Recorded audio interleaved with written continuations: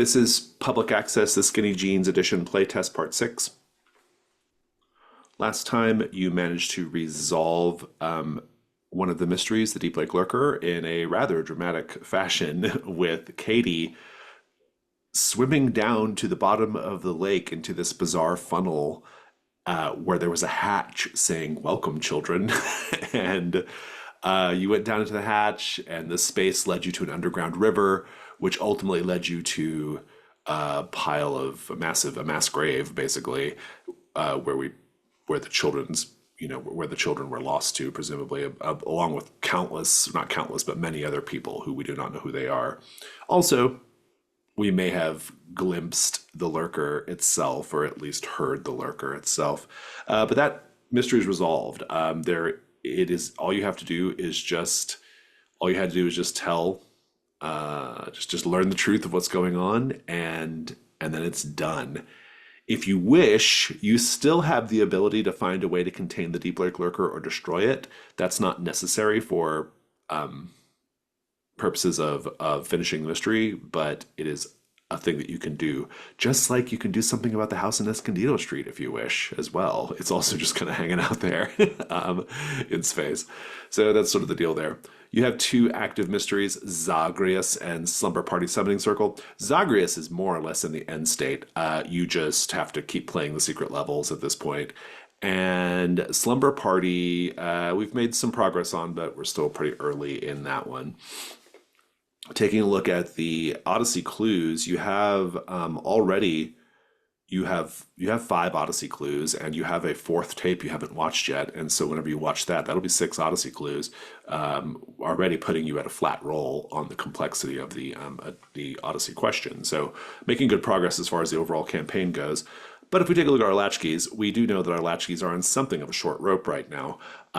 Each of them having turned 6 or 7 keys, and each of them currently, well, not all of them, but we do have a fair number of conditions on the table.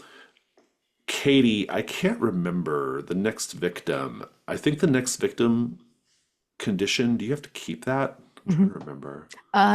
Yes, specifically with this mystery, you have to keep it until the lurker is no more. Oh, I see. So that is so the lake is a problem for anybody who goes in the lake.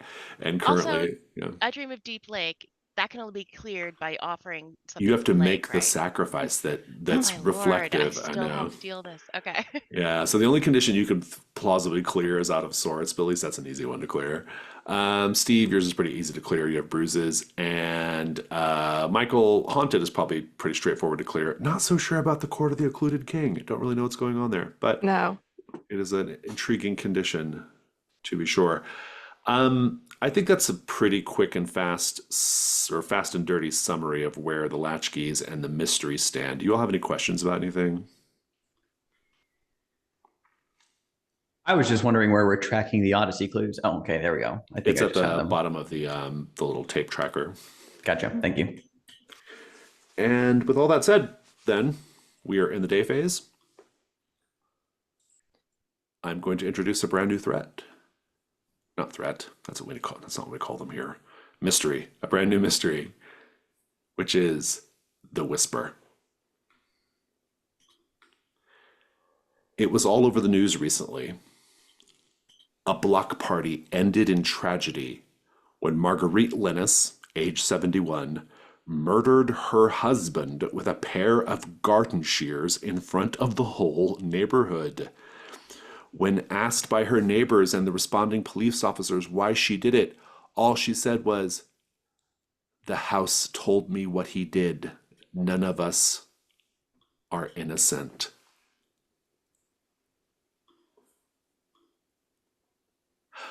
Marguerite was later found dead in the station's lockup. She had hanged herself. The block party in question happened on Mahogany Place, the only completed section of the abandoned Playa Morado housing development outside of Deep Lake. It is a single street of 16 houses surrounded by empty lots and desert. One of those houses belongs to your mother, Katie. I'm going to pose the following to a latchkey of my choice. It's got to be Katie. You've heard many conspiracy theories about Playa Morado and why it was never finished. Which is the most absurd, and which one unnerves you to think might actually be true?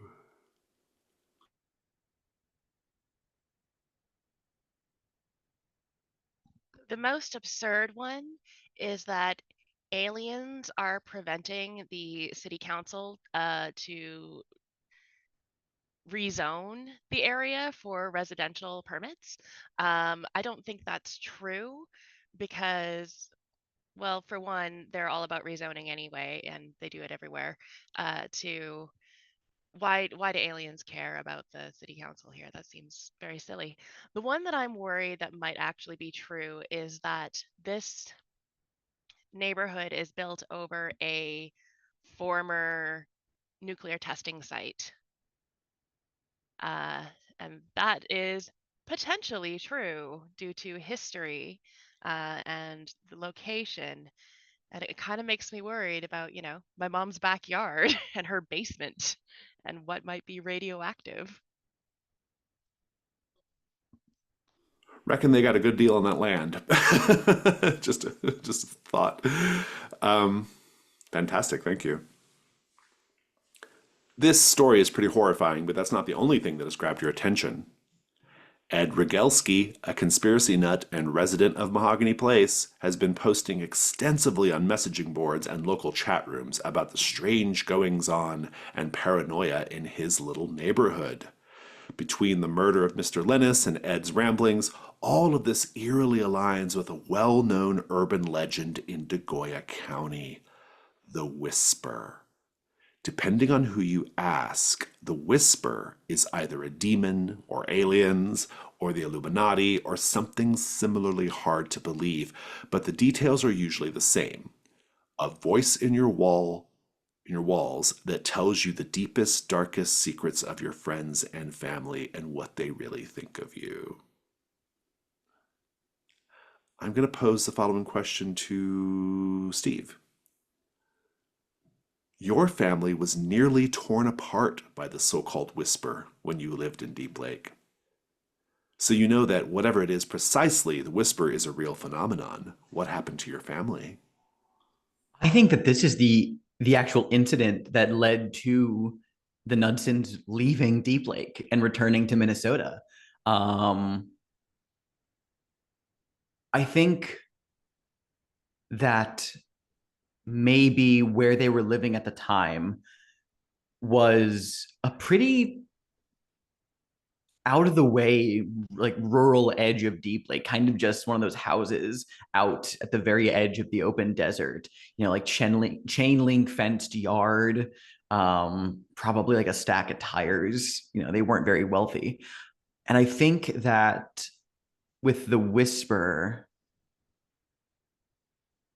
the Knudsons were very much a boring family. Like Mr. Knudsen was a cop.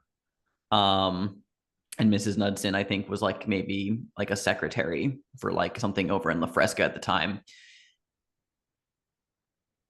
And the Whisper really talked a lot about the ugly side of law enforcement and really painted a nasty picture of what Mr. Knudsen thought of certain people in Degoya County and maybe certain superiors.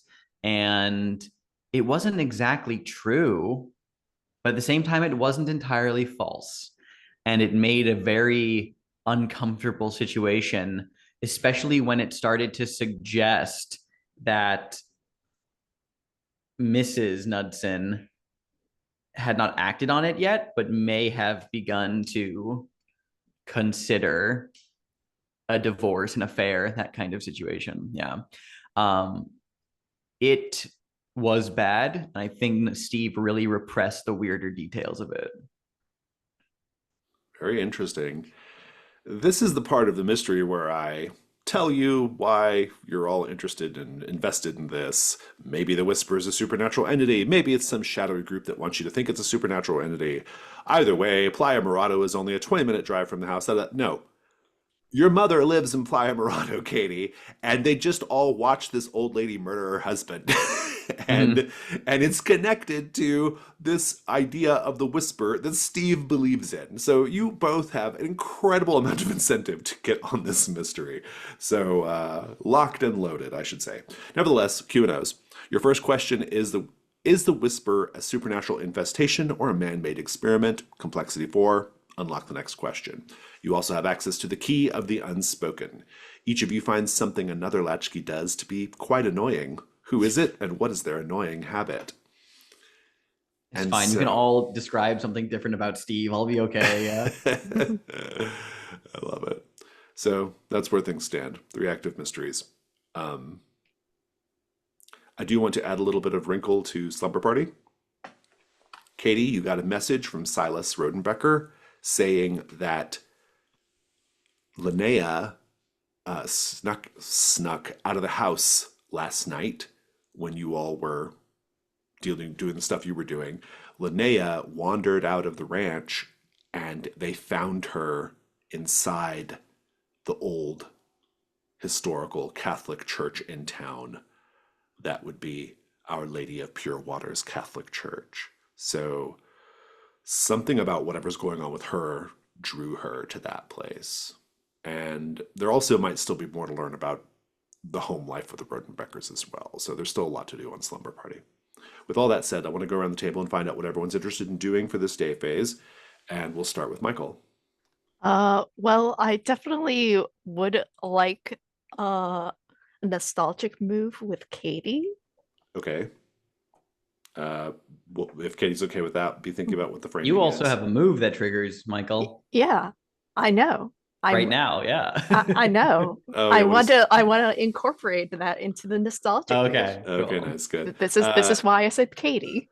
Steve, you have a condition to clear too. Like, can this be all three of you? Because remember, in Skinny Mhm. Jeans, you can all be in the scene. You just have to be just Yeah, two. I think that since the new rule is that we can a latchkey can only do it once per phase, it would be completely redundant for me to not do it right now. So I think If you having don't do it, you can't. yeah, exactly, until So, the night or yeah. until the next day. Yeah. So I Yeah. think yeah, I think being bruised is something I don't want to be. Yeah, I know it'll probably be easy to clear because you just have to Yeah. like Mhm. just show how you're tending to your bruises. Yeah. Yeah, exactly. Well, it was your idea, Michael. So frame up the scene and remember that I just need one of you to be talking about Mhm. or doing something related to your takes you back. I think this scene is like sort of like a breakfast at our little latchkey sort of dominion effectively. Uh, I think like someone is probably cooking breakfast. I am currently getting the mail because, well, I've regularly received things in the mail from various people because it's just Catalogs. catalogs.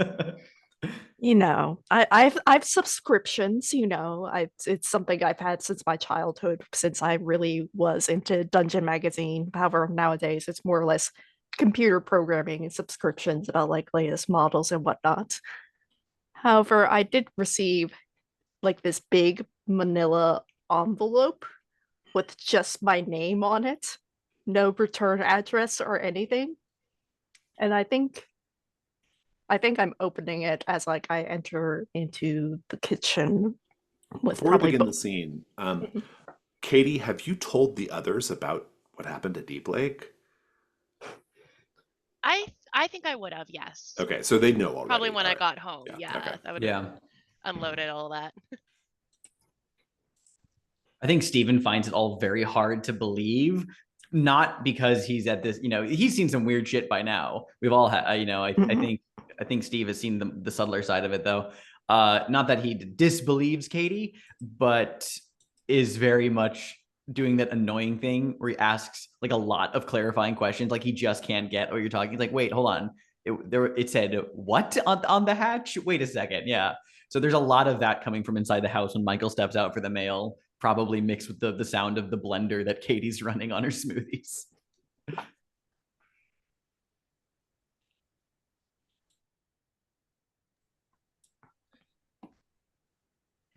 I'm not making this up, Steve. Katie, I never chop said up you. my avocado. I never said you put an avocado in the smoothie. It's good for you. It's healthy fats. Gosh, Steve.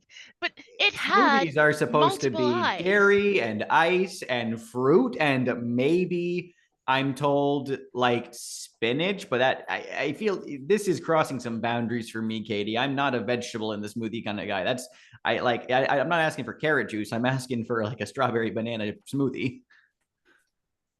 There's gonna be a strawberry and banana smoothie in this. It also just has other things. Okay. Anyway, I was saying I'm not saying I don't believe you or that I'm not saying you're making it up.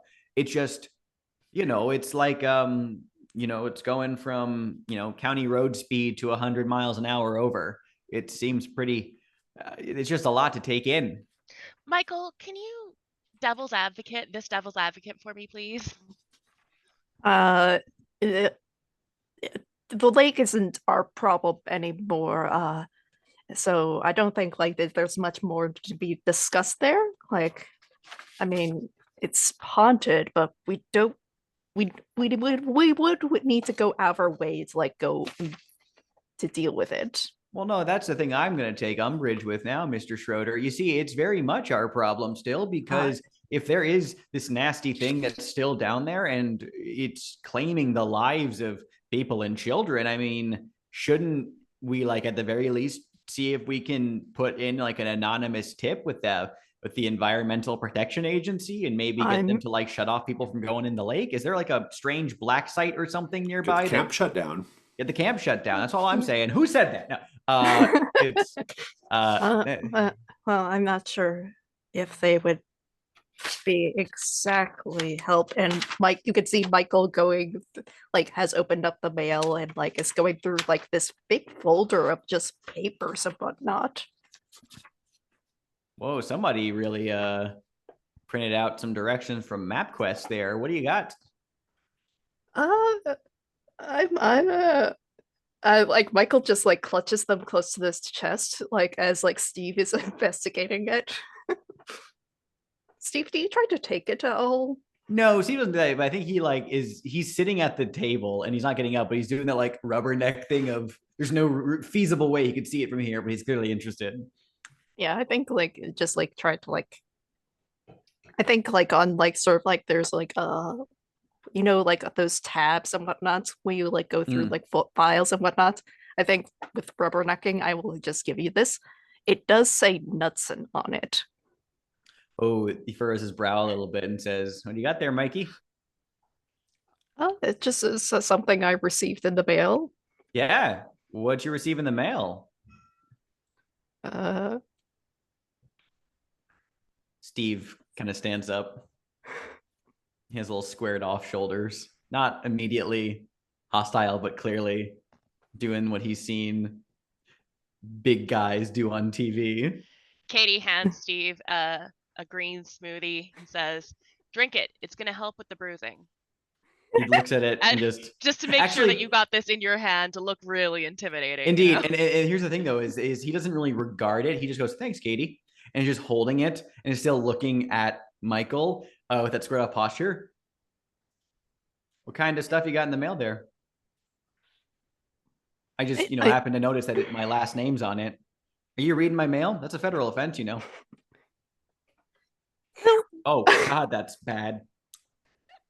Sets it down.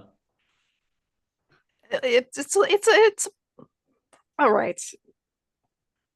Like, I don't think it's federal crime to like read mail that's addressed to you, but however, that like this was not on the envelope sort of thing. It was inside a package that was labeled to me. Yeah, sure. Mikey buddy, you're doing a lot of talking around the bush and not actually trimming the hedge, if you catch my meaning. So why don't we talk about why my name is on that piece of the folder right there? Oh, well, it's okay. All right, fine. And I put it on the table for you to look through. Yeah. It is a sort of police file about your family. Like every Dutson that has lived in Deep Lake is chonky. Is that the Michael, why do you clue from have your Yeah. this? move? Oh, good. Okay. Yeah, Chaotic messaged me about it beforehand. Yeah, Okay, yeah. good. Yeah, Really it's a good clue. Yeah. A chunky police file on the Knudsen family. Damn. Michael, why do you have this? Yeah, Mikey, why do you have this? Well, like like how in TV shows such as like the X-Files, oh, what's that show that you like, Steve? Twin Peaks. Yeah, like like how sometimes like strange things just come into your lap and whatnots. Yeah, Well, but I this isn't a mean, TV show. This is real yeah. life. And this is not in my lap. This is in your lap.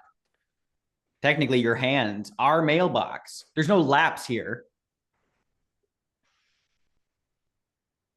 I honestly don't know how to respond to that. It's sort of a metaphor, like like Turns of phrase don't work on me when I'm in the middle of a steaming episode here, Mikey. I'm feeling a little gassed up right now. I want to know why the hell you have this and who gave it to you. I And don't know. this is extremely personal information. Okay, first, Steve, the avocados will help with the gas, okay? Secondly, Michael, have you been receiving weird packages like this regularly? Is this a Uh, new thing? for at least a month now. And this is the first time you've brought it up. In fact, you didn't even bring it up. I mean, I did sort of it's how I sort of investigate, technically speaking. Like clues literally just fall upon my lap. It, like like how like sort of like how like figuring out like the Deep Lake was sort of like in that sort of weird way that like about in like it was like where you went scuba diving into the bottom and that sort of thing. Like how we figured that out. Like it's like I get pointing into a direction. This is the same thing as the the stuff that we saw in the tunnels. Then someone's leaving you messages. Yeah. Yeah. Okay. Except where that was maybe a little helpful and certainly pointed us in the right direction to get Mr. Stosky on the level with us. This is something else entirely, Mikey. This is something directly personal to me. This is not just this is Mikey, do you understand that you read this? You've been flipping through this police report about something, some various things that I was very much wanting to forget. My family had a very, very tough time when we lived here, Michael. Okay? And this is now painting out in very clear terms that time my dad almost shot my mom. The domestic abusive report, disturbance report, is drunk and disorderly. It's But your dad always seemed so level-headed as a cop. yeah, he was. I don't understand. It's when we moved to Deep Lake that things started to get bad. It was as if everything about them was made worse. Everything in their lives was amplified. They didn't trust their neighbors, let alone each other at times. It got to the point where things were so bad that we thankfully moved away and they went to counseling. But do you know that this stuff, some of the stuff I don't even fucking remember in here. I don't want to read it, but this is I would spend nights locked in my shitty little bedroom in our crappy house with our bad AC, sweating my ass off while my parents were screaming at each other in the other room. And because of something that very well might be happening again, according to Katie at least. Yeah. I go into the cupboard and I pull out chocolate syrup and I just squeeze a bunch into the smoothie for you. Oh God, avocado and chocolate syrup. Actually, not bad. It's actually not bad. No, it's actually not Yeah. bad because avocado and smoothies doesn't really have that much of a flavor. Mhm. Yeah, it's just green. The flavor is pretty minimal. Yeah, healthy fat.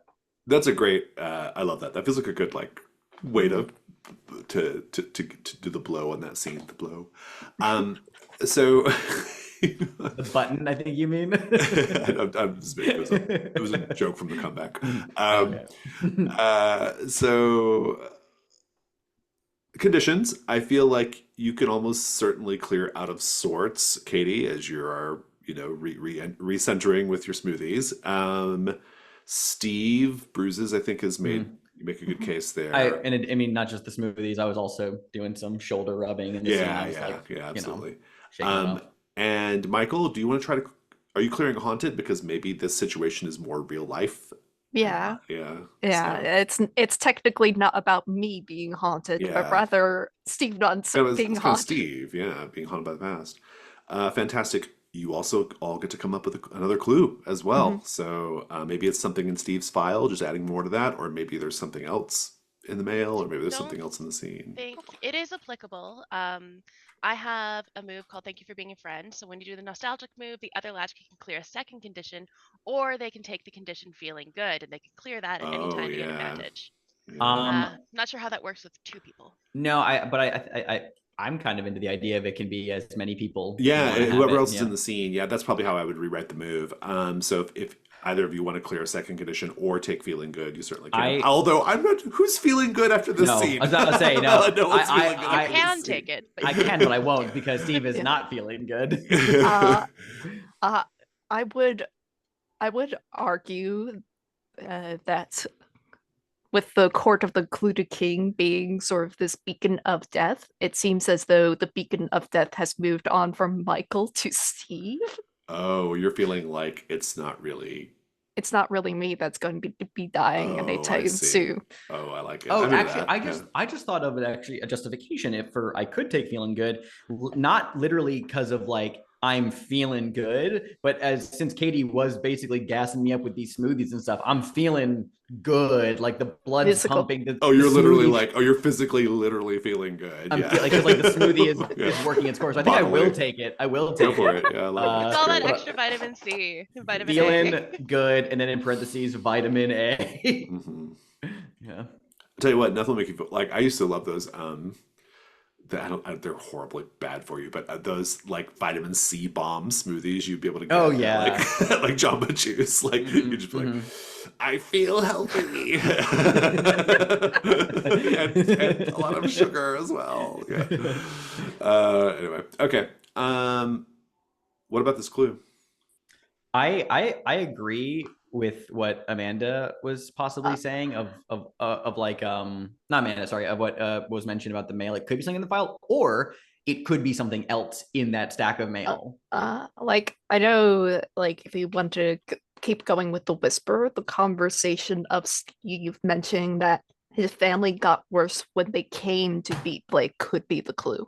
I would argue I'd actually be more interested. This is just me as a player. If we had another thing in the mail that was a clue for Slumber Party Summoning Circle, and I'm thinking it might be for. I mean, like a couple of ideas come to mind.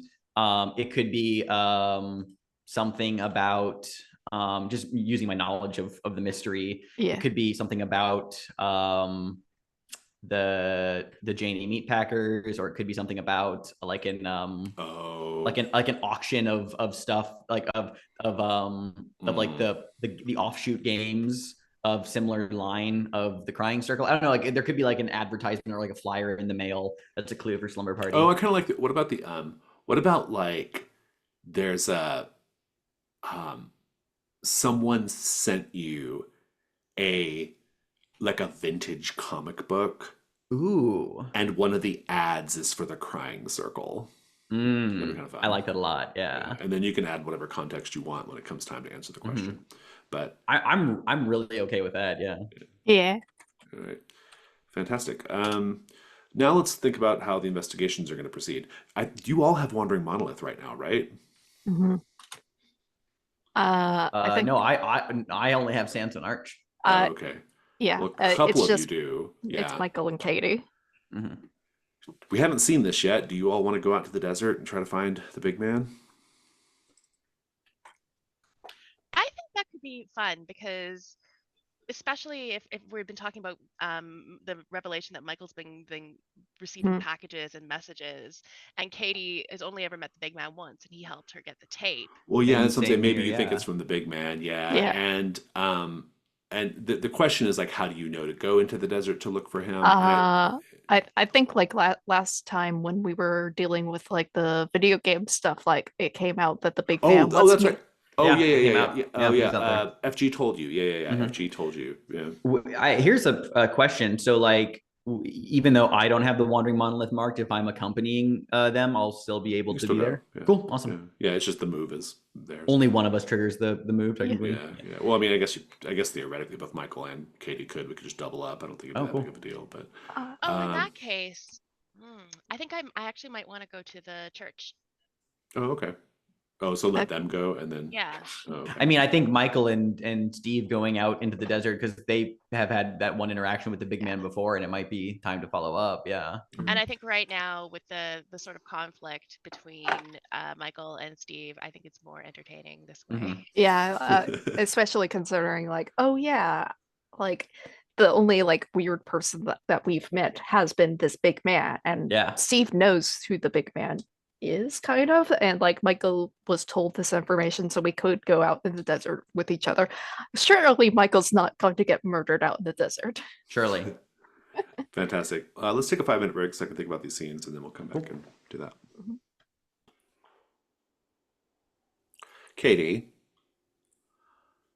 Our Lady of Pure Waters Catholic Church is where Linnea was last night. She's not there anymore, though. It's a Spanish colonial church made of adobe, timber, and stone. It actually has this quite ornate brass entryway door, which is likely Moorish. When you go inside, there's an enormous tile mosaic of Jesus Christ that's kind of at the altar. Let's paint the scene, everyone. During the 16th century, Our Lady of Pure Waters was the site of a number of exorcisms and other battles with the forces of hell. What subtle evidence of those times can you see or feel even today?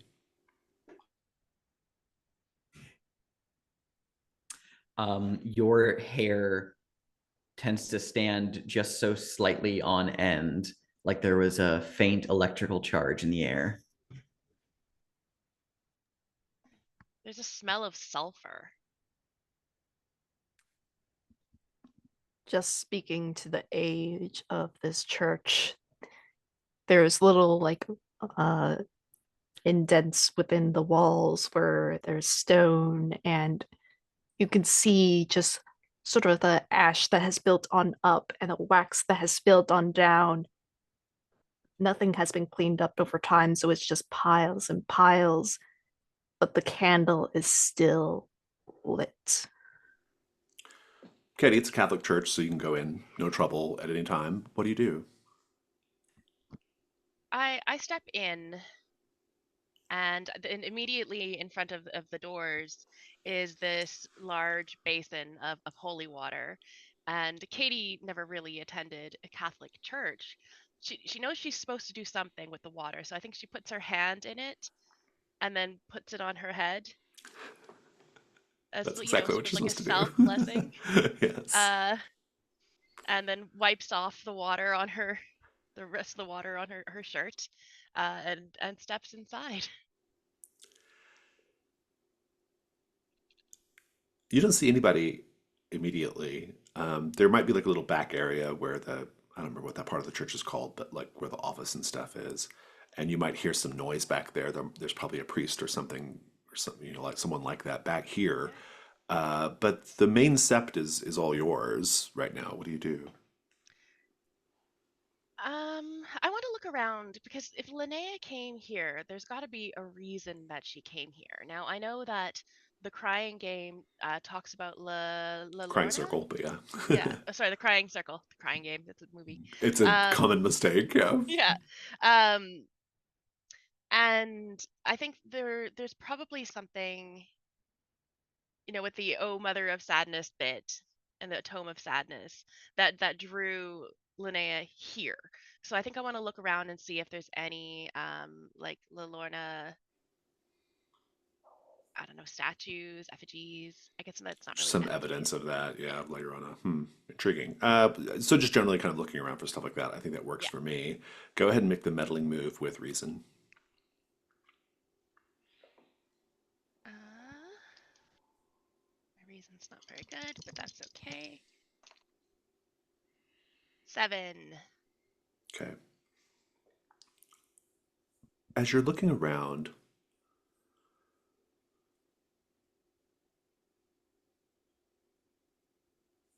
um, let me check the clues. I don't want to double up here.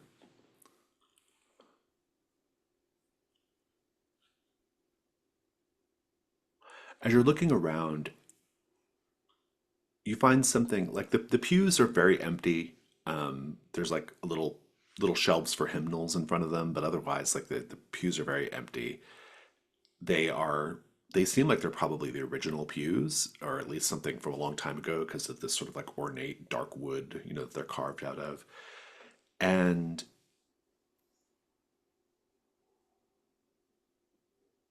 what stands out though is that in the front row,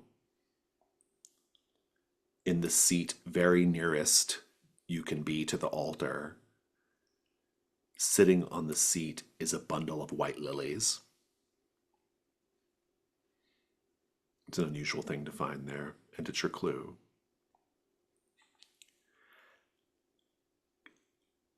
Good afternoon. Is there something I can help you with? You are met by the priest whose name you might know, or at least have learned beforehand, Father Rogelio Martinez. He's wearing a black shirt with Roman collar. He has a smile, a little gold tooth grin, salt and pepper hair, and he's been at Our Lady of Pure Waters since the late 80s, so there's a chance that your family was at least aware of him or knew him, even if they weren't Catholic. But anyway, yeah, what do you say to him? Oh, Father Martinez, is it? I saw your name on Yes. the sign outside. Hmm. And I'm sorry, I don't know who you are. Oh, I'm Katie. Not really Catholic, but I'm here because I heard that, well, somebody I know came here last night. She might have been in distress. Ms. Rodenbecker. Yeah. Did you find her? I did. I received a phone call from a concerned citizen that she was here, and I came, and she was not exactly responsive to anything. I tried very hard to get her to talk to me or to even acknowledge me in any way, but she kept she just kept stroking those flowers that she had. Oh, those flowers right there, those lilies. She had them in her hands, and she must have left them. Just she kept looking straight ahead at the cross, and uh, very strange behavior. I didn't really know what to make of it, but she wasn't breaking any laws.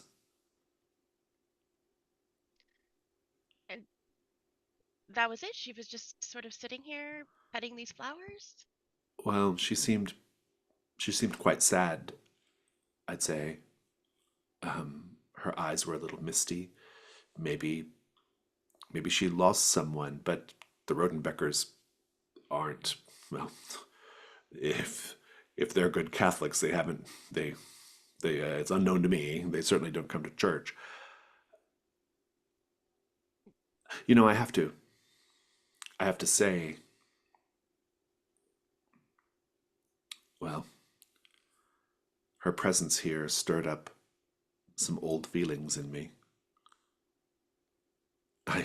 Well, have you dealt with the Rodenbeckers before? I mean, I know that they're an old family, and you've been here a while. Well, they. Do you know the history of that family? Do you know how they got their start? Not really. No, I know that they've been around a long time. Well, they, yes, they're the oldest family in town. Pair of brothers, Ezekiel, and Silas Rodenbecker. They led a very small but dedicated band of religious pilgrims here in 1812, the summer of 1812, to, and this is the quote that I know, to rid the holy Dagoya of serpents and make it unto a new Eden. No one really knows what they were expecting to find here, but they were driven by some sort of, well, I hope this doesn't make me seem like a faithless man, but some sort of madness, I would say. They gathered up and killed and publicly displayed 666 snakes over the course of a 7-year period. That's why they have a little snake running through their ranch symbol. Oh. And the church, this was already here, right? It was, yes, it was indeed. Uh, Did the church have any affiliation with the Rodenbeckers? I'm just trying to understand why Linnea came here.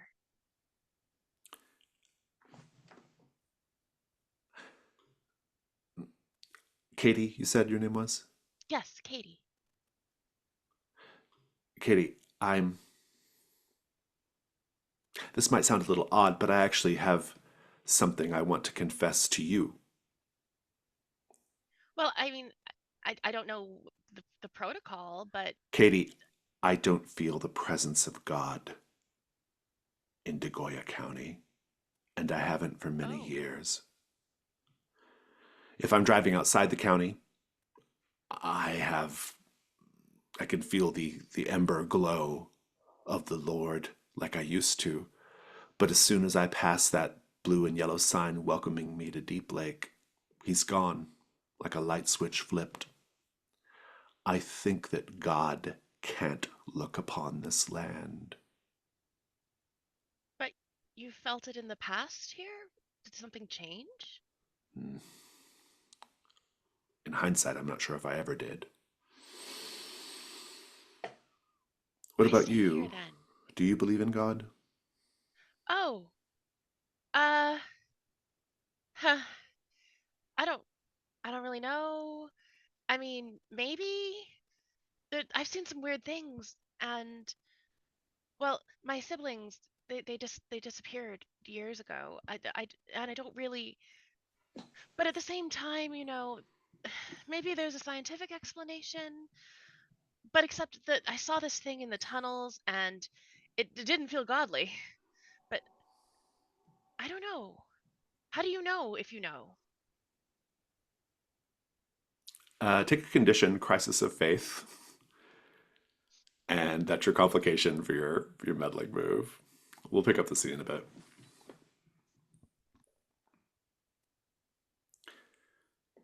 Michael and Steve, who's driving? Probably, probably me, I think. Mhm. Or yeah, okay, yeah. Michael, Yeah. and Michael's in the passenger seat while Steven is driving. Mhm. You know from FG that the big man has gone into the desert. You know the general direction, but you don't know the exact way. You don't know precisely where you're supposed to be looking. And so you're just on the road, maybe occasionally turning down side roads, maybe even going inside smaller communities. But let's paint the scene, everyone. The big man is guiding you to him. What do we see in the natural desert environment that is a sign of the big man drawing you closer? There's a whole slew of tumbleweeds, and they're all going in the same direction, but from different directions. So it's not the wind pushing them. Um, the sun is bright and hot, and the shadows all seem to be pointing in that in a direction. God may have abandoned Deep Lake, but there is still powers here, and Michael has a good feeling about this. But what are the signs in the desert? I think in This is the general, desert talking to you. God, I don't know. I don't know much about deserts. Think on it. But you eventually get there. You find yourself pulling up a little dusty drive to a trailer, a small trailer, like a camper van, like a teardrop, really tiny, in the desert. And you know you're in the right place because there's a little sun face wind chime hanging outside the door of the trailer.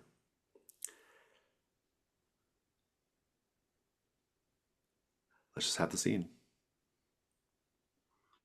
Steve looks to Michael, just pretty straightforward, and will walk up towards the trailer where there's, assuming, a door that he can knock on. There is. Yeah. Yep. The door's ajar when you knock. It just kind of opens. He looks over at Michael and says, yeah, this better be worth coming all the way out here. Yeah. I think I have a good feeling about this. I think we are meant to be here. Cool. Gotcha. I'm gonna go in first. Remember, doors and corners.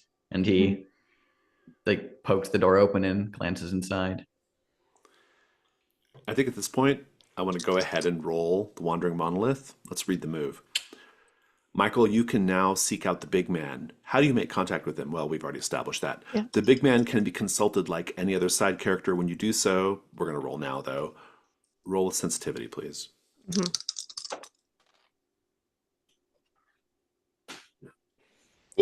What'd you get? 4. A 4. On a Miss. miss, You must mark the next box on the Key of Desolation, which is the Chromatic Desert.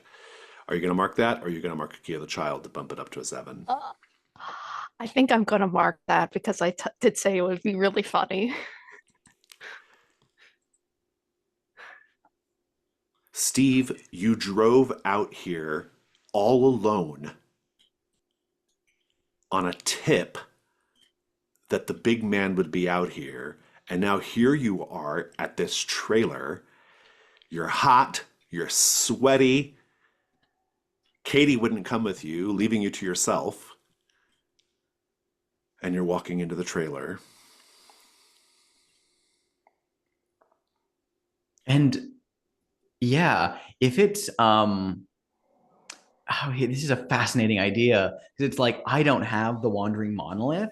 So like when I walk inside the is it just like an abandoned trailer? Like there's nothing here. There's nothing here. And there's a moment where Steven just like stands there looking around, and you can just hear the wind blowing and like a tumbleweed rolls by and the hot sun is just baking off of the trailer. And Steve, for a moment, has trouble remembering what he thought he would find all the way out here. And can I actually, I think whether or not this is true in the previous reality, I think it's at least what Steve thinks, or it could be true now. I think this is the Nudson's old trailer at the edge of the desert that they previously lived in. Nice. Do you want to do a meddling move while you're out here? Yeah. What do you do? I think after this like moment of just like standstill confusion, he begins to look around. And what does he see in here? Make the move. Okay. Roll with composure, I'd say. Yeah, I'm curious to know like what the interior of this place looks like. Yeah, let's get a roll down first. Yeah, for sure. What is this gonna be plus reason Yeah, or do you want to add feeling good?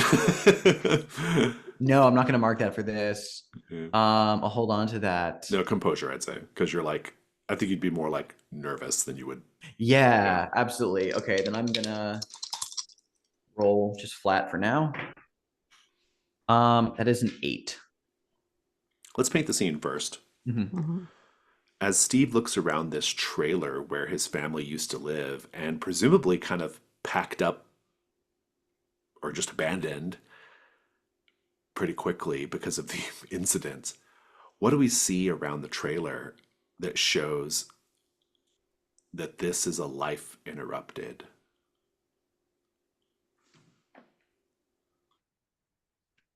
I think Steve, since was your family that lived here, and presumably you lived here at one point as well, I think there is like this little children's like book about dinosaurs just left near the door and then it got dropped off and never was taken with.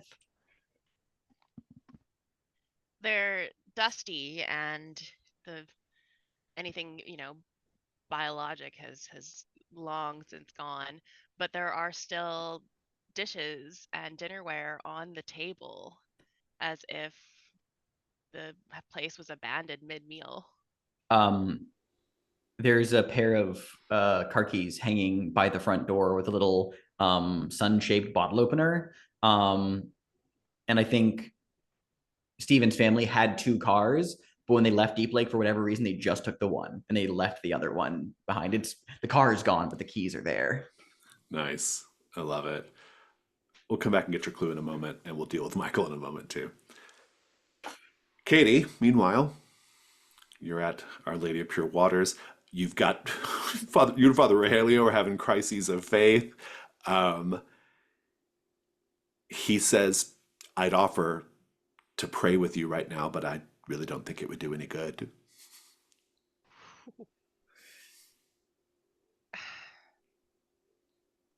I don't know if I've had any kind of faith in something good, ever since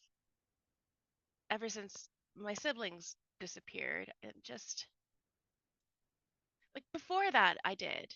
I could see good things in people and in the world, and I could feel like maybe there's something bigger watching out for all of us.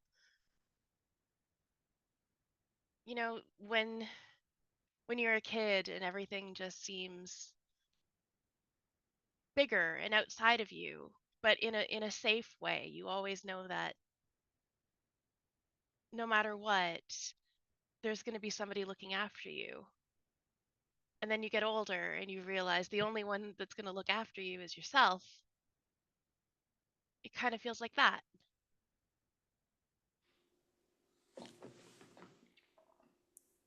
He says, don't take this the wrong way. I mean it as a compliment. But I never would have thought someone wearing a ponytail could say something so profound.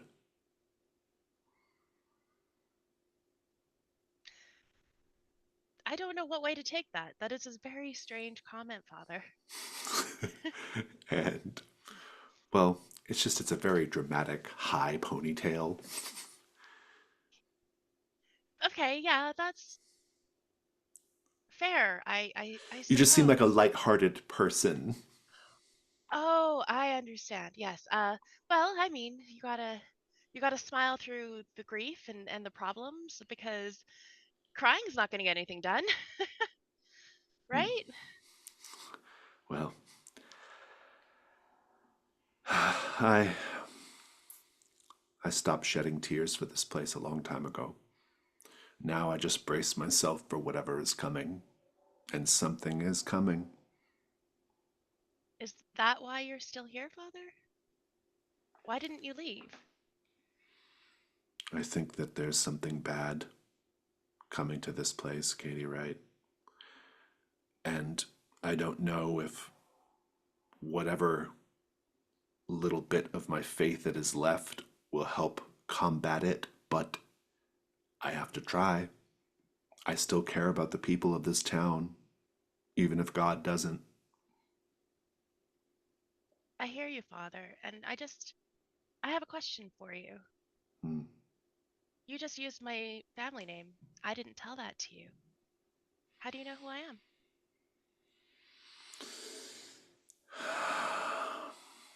And he says, it's your siblings. What do you know about them?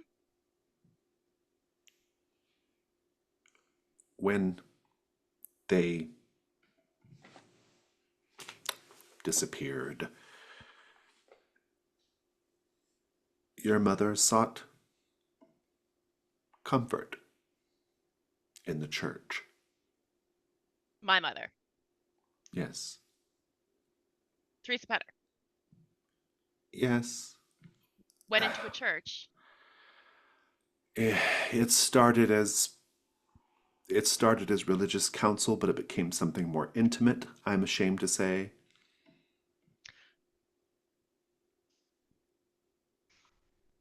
Your mother is a good woman, Katie. Hmm. You really should do more to mend your relationship with her.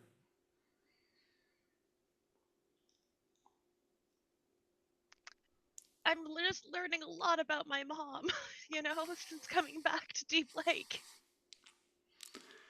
He says, I'm sorry, I've said too much.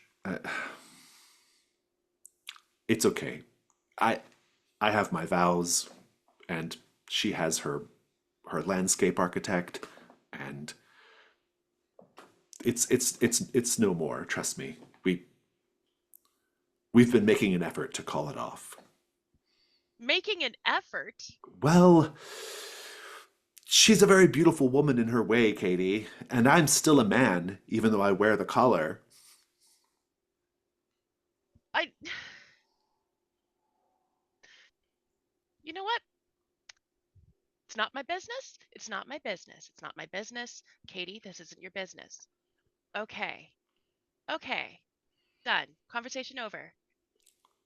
Good. I'm Would gonna you like to go. pray after all anyway? No. Oh, okay. No. I really don't. Hmm. I'm gonna go. Thank you for your help with the Rodenbecker situation. Good luck with your pining, I suppose. And he looks a little embarrassed. And he says, yes, yes. Um, well, let me know what happens with Ms. Rodenbecker. Okay. I Eh, Bye. Just like the most awkward exit. yeah, yeah. I love it. Michael, the chromatic desert. You can no longer be perceived by other characters, and all memory of you is erased. It's like you never existed. You can continue to conduct investigations, but the clues you find are only available if you narrate them into an Odyssey tape scene. And so, we find you when you stepped through the trailer door. You stepped into a cavern. An enormous cave system, lit periodically by torches set in the stone walls. You looked behind you, and Steve was nowhere. In fact, there was nothing behind you but just more cave. Mm.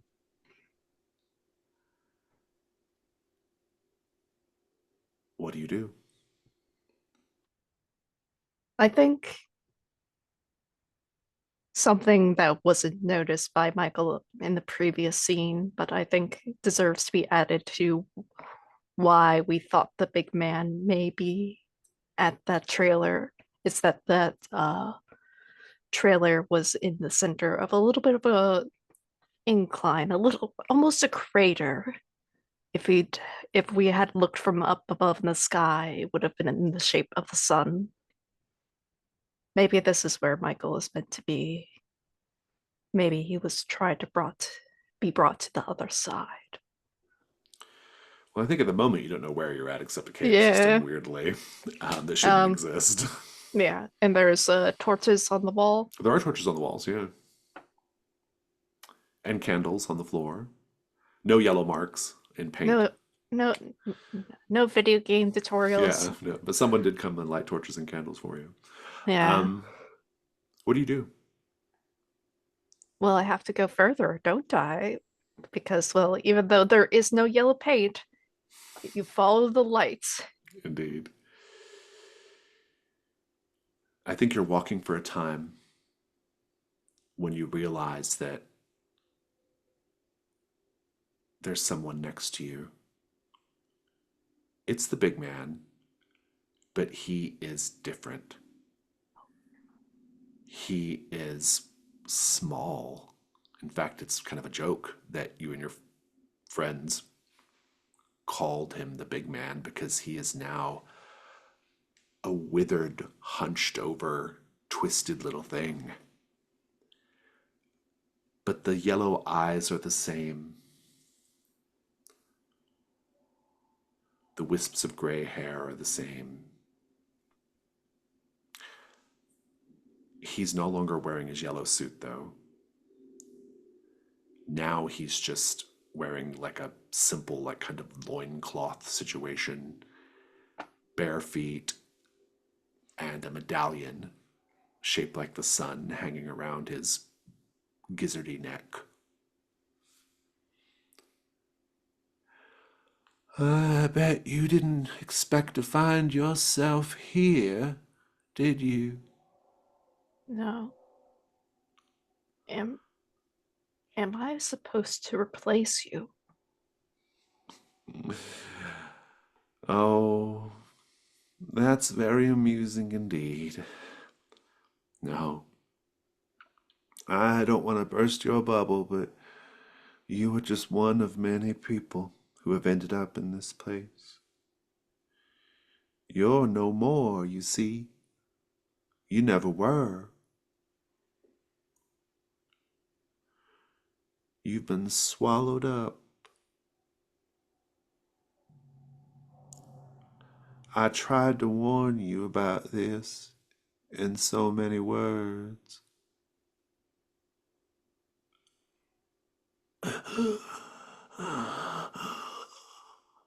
He has to sit to catch his breath.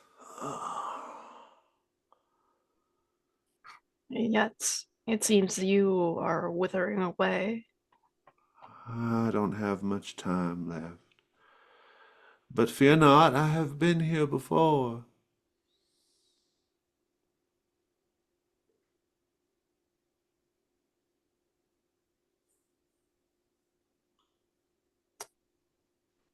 I'll be here again.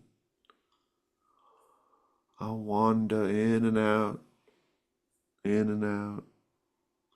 until somebody actually opens their ears to listen.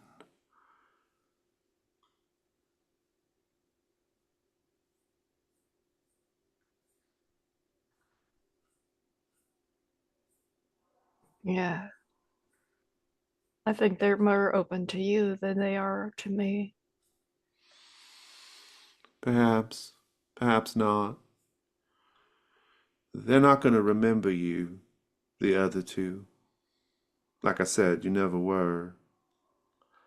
But that doesn't mean you can't help them from here. You certainly can. Mhm. You have to look from the other side. You have to stare through the crystal portals. You got to show them what they wouldn't be able to see otherwise. That's what the tapes are going to help you do. Mhm. When they play the tape, they will summon you. They don't know it, but they will. And you have a tiny little window to tell them what they need to know. Quite literally, a clue that falls upon their lap. I don't know about all that. I just know that you need to hurry. There ain't much time left for any of this. For me. For them.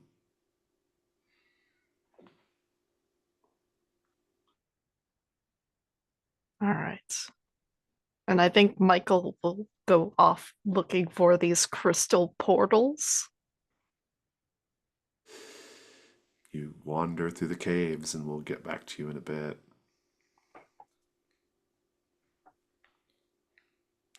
Steve, what'd you get on your die roll? 8. 8. Right. How are you feeling about being reminded of your home life, Deep Lake? I think he'd be very like perturbed, like it's unnerving. Yeah, take an unnerved condition and um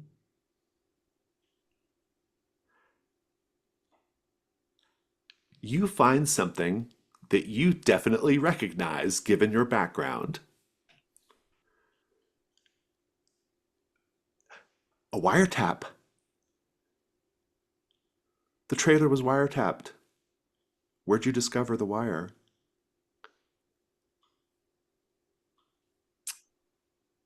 In the most obvious place for a wiretap to be, it's in the fucking lampshade.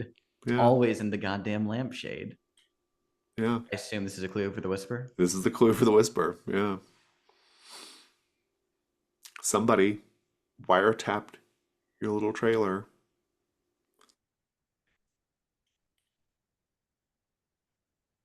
Yeah, like he pulls out the wiretap and like looks at it, and the previous confusion or sense of disquiet that was on his face just being here like melts away to this like pinpoint focus of like, I fucking knew it.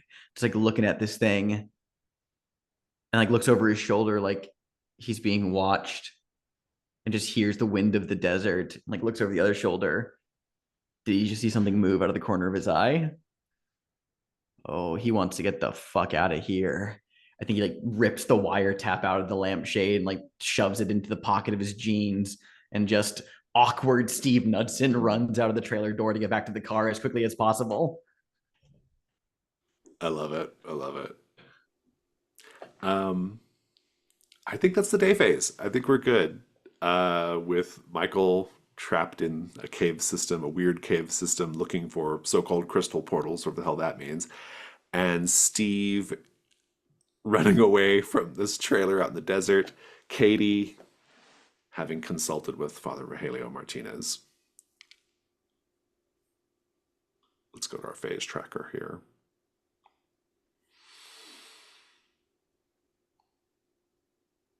Are you going to watch this tape?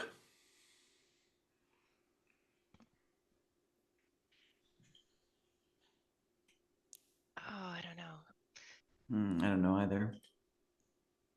I want to make sure, like, I want an opportunity to see how chaotic wants to, like, from a meta perspective, how chaotic wants to influence the tape. Yeah, I also want to see that. So I think I'd be down to watch tape. Yeah. Oh God, we're getting closer to the night of bones. I think know. this should be our last fucking tape we watch. I think. It's the last one you've got. You don't even have any more after Yeah, this. yeah. So Yeah, that's fair. Yeah. it is Astral O9 Pyramid Passage Pure White Contact. Feels appropriate for what's going on right now. Mhm. Sorry, y'all. Let's keep Oh going boy. here. I don't. Are you ready to answer a question yet? I don't think so. But I actually have a pitch oh, for Slumber Party? for Slumber Party. Okay, what is it?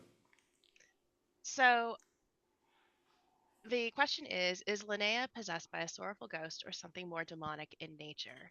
Hmm. Before I get into like the clue stuff, my idea is that there is a sorrowful ghost and that is currently possessing Linnea, but the Rodenbeckers have a pact with a demon to Oh, keep their family members from being possessed, but something's gone wrong with it. Mm. That's why the Rodenbeckers are so weird. That's why they've never lost a child to to Deep Lake. I think there is Ooh. this ghost. It's not necessarily from the crying circle. That was just an opening, a portal for a Mhm. ghost that is already in Deep Lake. Mm. Well, I mean, Um, it could very well just be a ghost that was already maybe lurking around the Rodenbecker line anyway, and yeah, just gave them an in. Yeah. and the crying. I mean, for a town that loses so many children, it's going to manifest that sort of sorrow. And I think that it manifests frequently in often young women Mm. over time. But the Rodenbeckers were luckily um, protected That explains from that. Samantha's Yes, crying bouts in school. yeah, she was one of the victims of this ghost. Mm. Um, I think the flowers at the church and the flowers at the well, that is when the ghost manifests. I think that's sort of the symbol that it leaves around Mm-hmm. when it overtakes and possesses a person.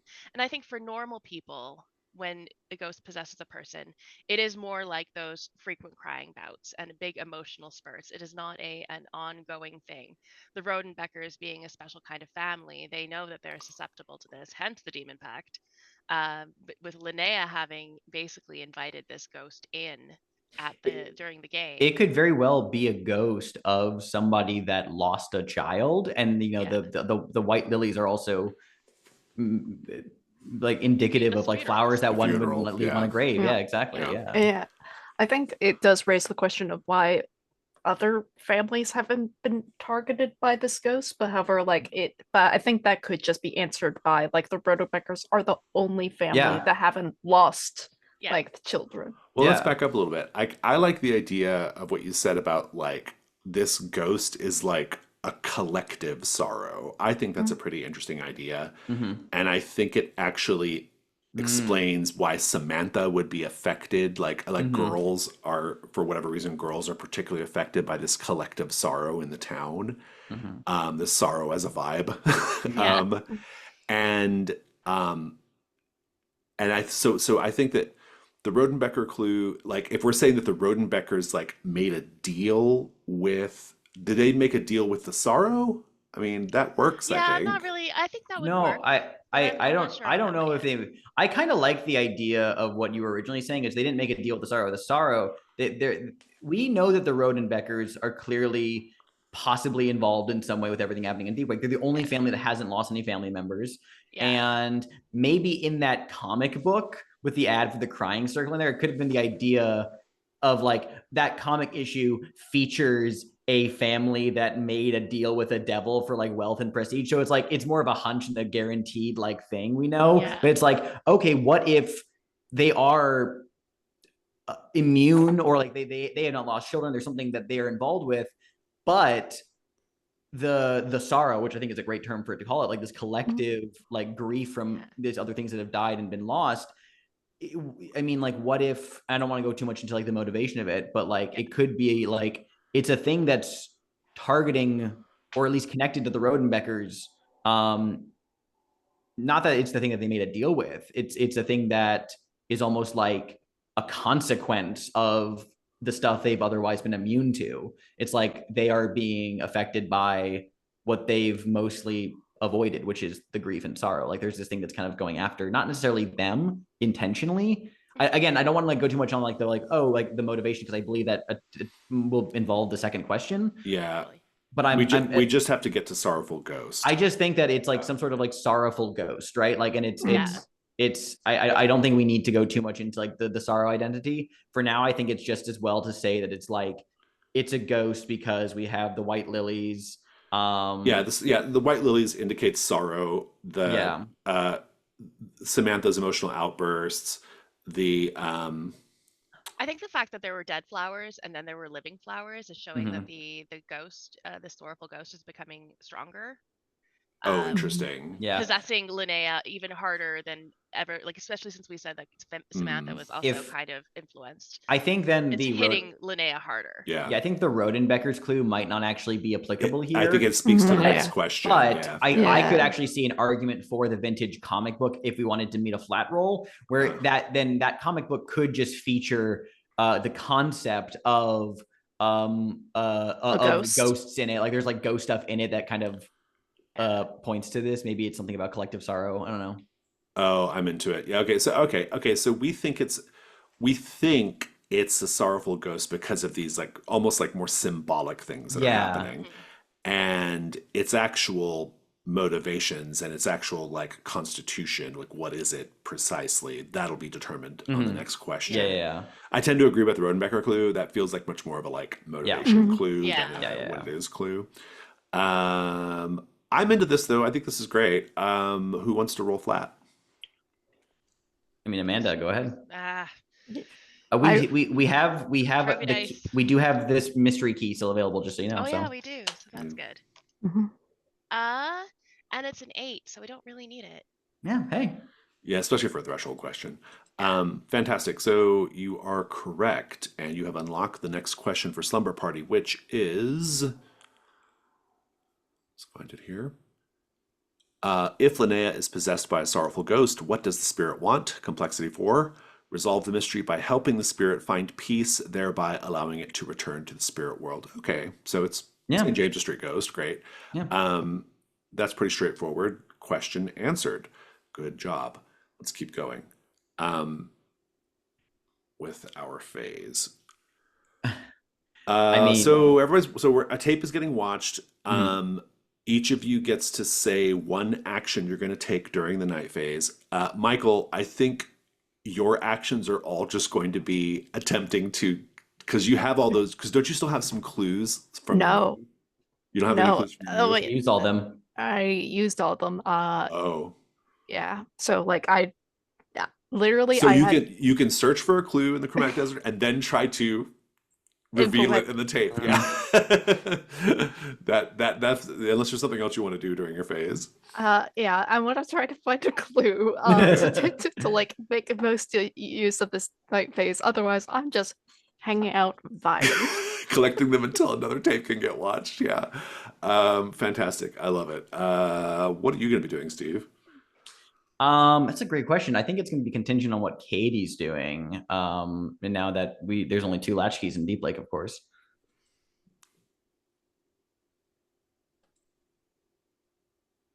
I mean, presumably one of you is watching the tape, but in the middle of that, what are you going to be doing? And where are you watching the tape too?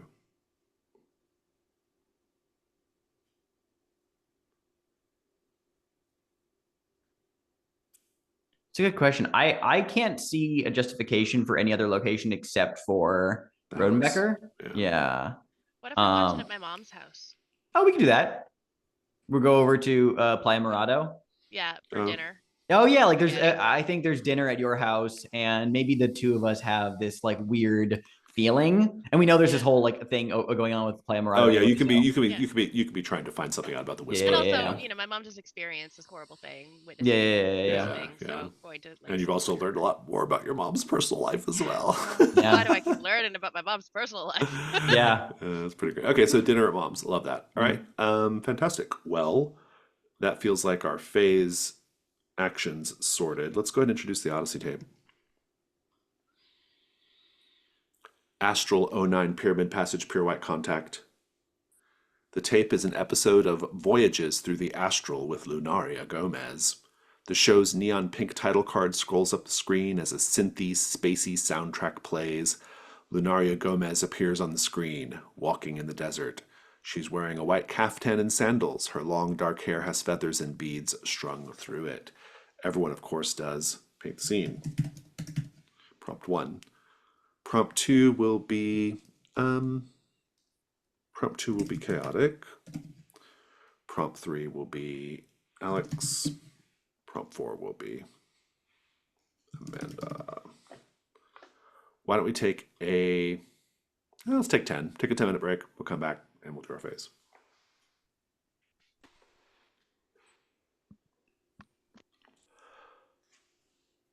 Despite the age of the tape, the image on the screen is remarkably clear. In what ways does the desert environment seem even more real on the tape than it would in life?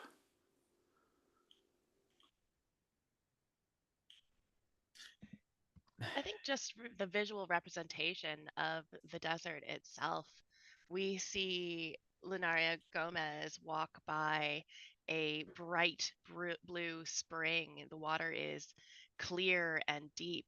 In the distance, you can see mountains, sky islands that probably wouldn't exist near a spring like this. We see a family of North American jaguars swimming in the spring, cooling off in the hot summer sun, and they're, as far as I know, extirpated from the area. It's so clear in the image that it's almost like impossibly so. You can just see faintly the outline of how the wind is blowing, like a Van Gogh painting. It's almost hyper real.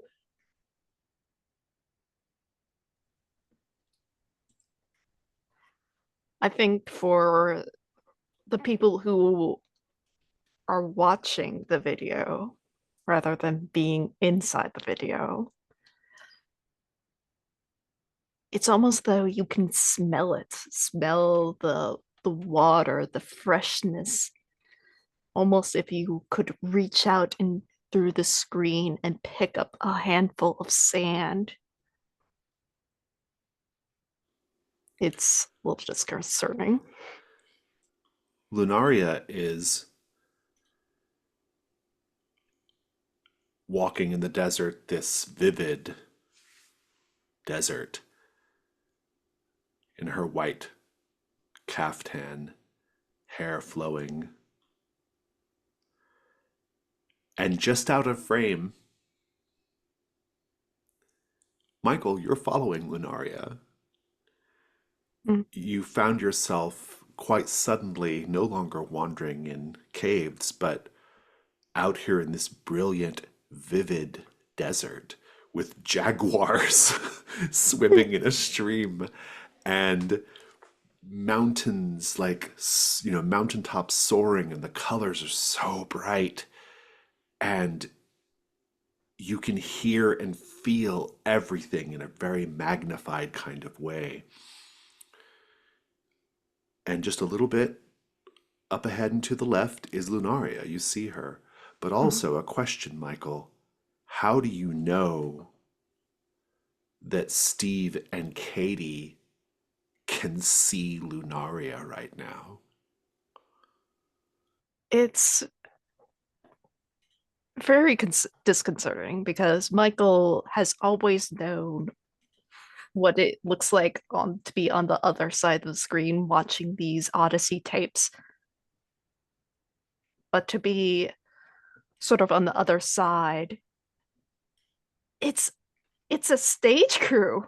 Like it's like a full on, like, people are recording Lunaria, like they're like sort of like off screen, off mic personally, just like trying to like give direction to Lunaria, and just it's so baffling, like of like what's going on. But like one of the things that alerts him that potentially Katie and Steve might be watching is that there's a uniform, and it, like, you see like, oh, like what is the name of the public access station? Because like, I know we are searching. TV It's Odyssey. Odyssey. Yeah, Yep.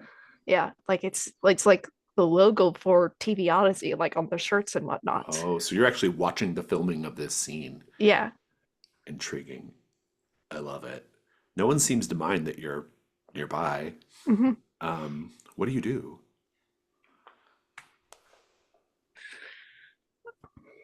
I think I'm trying to like keep up with the Lunaria, of just trying to like figure out like what's the purpose of the scene. Like it's not like any sort of like advice or cooking show or anything that nature. Like, what is this meant to be? Make the meddling move with sensitivity. What do I have in my corner of the house? Because I remember the last time I rolled with sensitivity. Pretty sure you don't have a corner of the house because you don't exist. I'm joking. I will fight you. Um,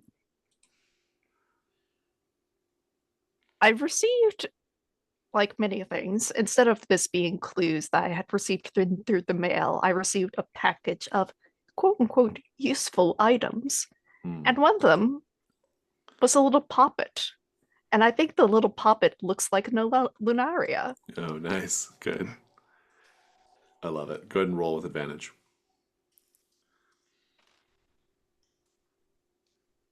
I guess that's a 12. Ooh, nice. I'm not sure how you're gonna deliver an Odyssey tape to the group, but we will figure it out. We will figure it out. Meanwhile, Katie, I think you've just finished a delicious spaghetti dinner, and Oh, that was spaghetti? I thought it was tuna casserole this whole time. I'd like to suggest that you and your mother, I forget your mom's name, Teresa? Teresa, yeah. Yeah. You're maybe washing dishes, right? Just the two of you. And she says, "So, how are things going with you and Steve? He seems like a nice boy." I mean, with our what? Mom, Well, you I'm know just I have a saying, boyfriend. you don't come out and rent a house in the middle of the desert with just you and a guy and there not be something there. I mean, I have a fiance back in Oregon. You know this. He's just what does he he didn't come think about you visit. being out here with another guy? Oh, he's cool with it. We have trust. And he's got his best friend is staying with him, so he's not lonely. It's fine. Right. We're fine. Okay. Okay. Yeah. Okay. Just I don't really want to talk about dating stuff right now, okay? Especially with not my business. Not my business. Wait, Okay. with what? I visited a local Catholic church today. And And it's not my business what you do or who you do or anything like that. I'm staying out of it. Okay? I see. So you talked to Father Rogelio. Yes. And okay, I know it's not my business, but he's a priest, Mom. That's a good cut. Steve, what are you doing right now? Oh, you're muted. I think I offered to take out the trash after dinner, so Steve is just lugging the plastic bag outside to the bins. When you go outside, you hear, I think the bins are like in one of those little like concrete cinder block corrals, Yeah. And when you come outside, you hear someone physically running into that little enclosure like they were like spying and now they're trying to hide. What do you do? I think he like drops the bag next to him on the sidewalk and like stoops into a low crouch and like moves purposefully like you can't get me, men in black. I'm gonna fucking jump you. Like he's running over there trying to get the jump on them now. I love it. I'd give you a night move, but I'm not that interested in this. It's not that kind of scene. Uh, it's Silas Rodenbecker. He's hiding behind the Yeah, I think trash I would like cans. grab him by the lapels and like shove him up against like the can. He's like, "Oh, hey, sorry. Who do you work for? I don't. Well, I'm currently between jobs right now. Um, I'm looking for Katie." I've never seen a man in black dressed as a Hot Topic goth before. You must be Silas. He like lets go of him. He's like, Katie. "Yeah, where's Katie? Is she here?" Katie's in her mom's house. Yeah, we just had dinner. Are you stalking her? No, I'm not. No. You're literally hiding behind a trash can outside of just her mom's house. I just happened to be walking by in the middle of the completely abandoned housing development. In the middle of the completely abandoned housing development? Yes. He's like, well, he's like, it's Linnea again. Linnea, oh, yeah, right. You're a Rodenbecker. I'm a friend of Samantha Harrington, Linnea's friend. Yeah, okay, cool. Then I can tell you this. Linnea, Yeah, what's going on? She's wandering out. Or earlier today, she was wandering over by the suicide bridge. You know, La Tristeza. There's a suicide bridge? Yeah, it's a bridge where well, they put up a net, so it's okay now. But that's probably not great. Why well, that's is what she I'm saying. Why is she just wandering? Well, I don't know, but I couldn't. But I went there on a tip, and I couldn't find her. Maybe she jumped. Oh shit. Okay. Katie and her mom are washing dishes right now, but let me go see if I can let her know. Maybe we can. Yeah, just can you wait out here and maybe don't look like a total creep crouching by the trash? Okay. Yeah. Okay. Okay. Yeah. Got it. Just I'll be right back. And he jogs back inside, stops when he gets halfway up the driveway and goes to pick up the trash bag he dropped from the sidewalk and finishes taking it out. And then hands it to Silas and then just jogs back to the house. Yeah. I love it. Let's go back to the tape. Chaotic. Lunaria reaches a towering sandstone arch, a structure she calls the first gate. As she passes beyond it, what makes us think for just a moment that she's no longer in our world? The sandstone arch is not a very thick structure. It's just literally a sort of doorway passing on through. It is in the center of this ring with triangles surrounded on the outside like a sun symbol. And as she passes on through, it takes a second, it takes another, and a third. She should be on the other side by now, but she's not. And then we see her again. She looks a little bit older, like she's been gone for a couple of years, than rather a couple of seconds.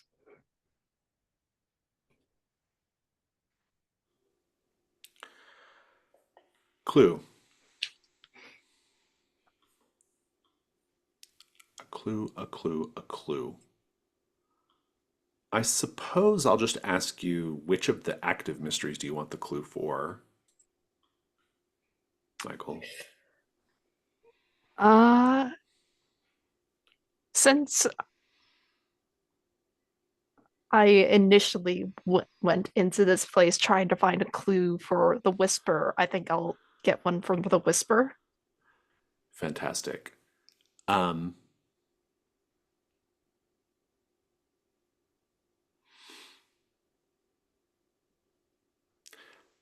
clue is, as you're walking through the desert, you're aware of cameras hidden in the desert. A little rock is not a rock, it's a plastic enclosure for a hidden camera. The little flowering part of an agave plant is a camera.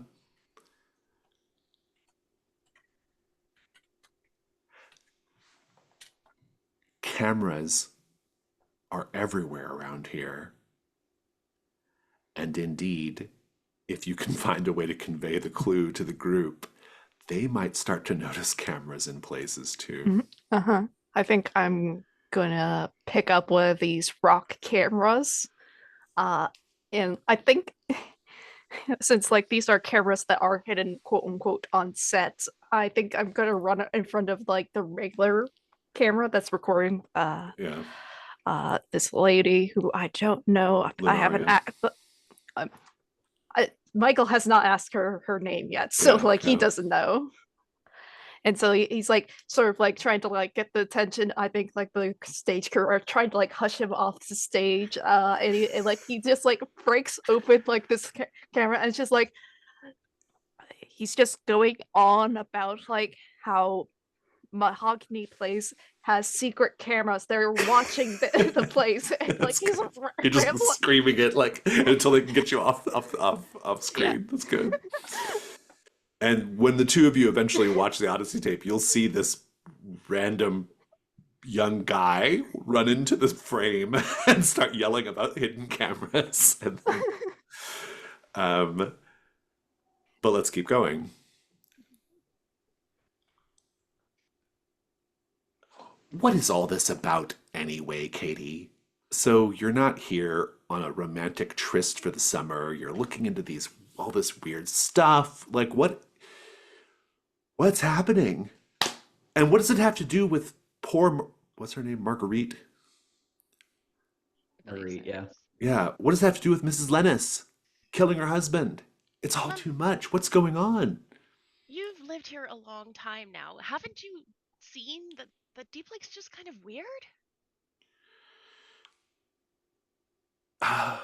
Well, I mean, Like disappearances, and I don't even know what I can't really explain to you what I saw out at the lake, but I mean with Marguerite Lennis, is that her name? Mrs. Lennis' name is Marguerite? I yeah, always thought it was yeah. like We're Lena. having we're having the annual Playa Morado luau, Right. and she killed her husband.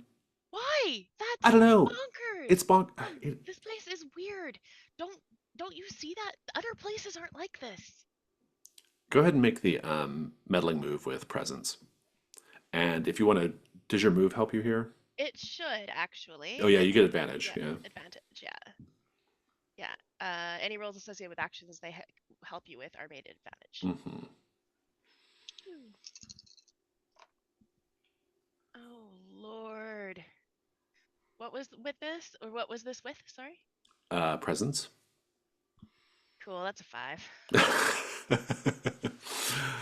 Wow. Okay, great. Love that. Got a 1, 2, and a 3. Thanks, dice. I have a thought. Let's go back over to Steve. So, Steve, you're coming in. You might be walking in on the tape, which was just set to play. You'll run it back whenever you all have time. But you might run in right at the moment when when some guy is in frame behind Lunaria, screaming stops, about like- hidden cameras. That guy gets it. And he continues like walking past it to the kitchen, like pokes his head in, and says, "Hi, hey Katie, got a second?"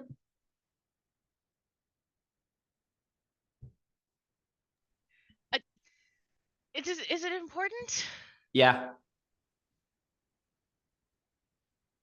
Sure.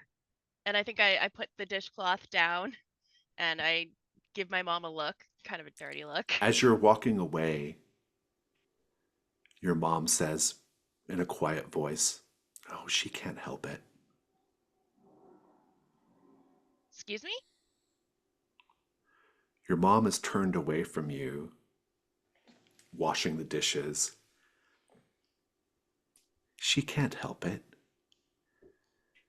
She doesn't mean to be that way. What do you mean I should have taken her to the lake? I Mom, who couldn't are you do talking that. to? Katie, we need to go right now. One moment, Steve. I Katie. mean, I guess I could do a threefer. What? And you see her Mom. grabbing the chef's knife that she just cleaned, and she actually takes the time to wipe the moisture off of the towel.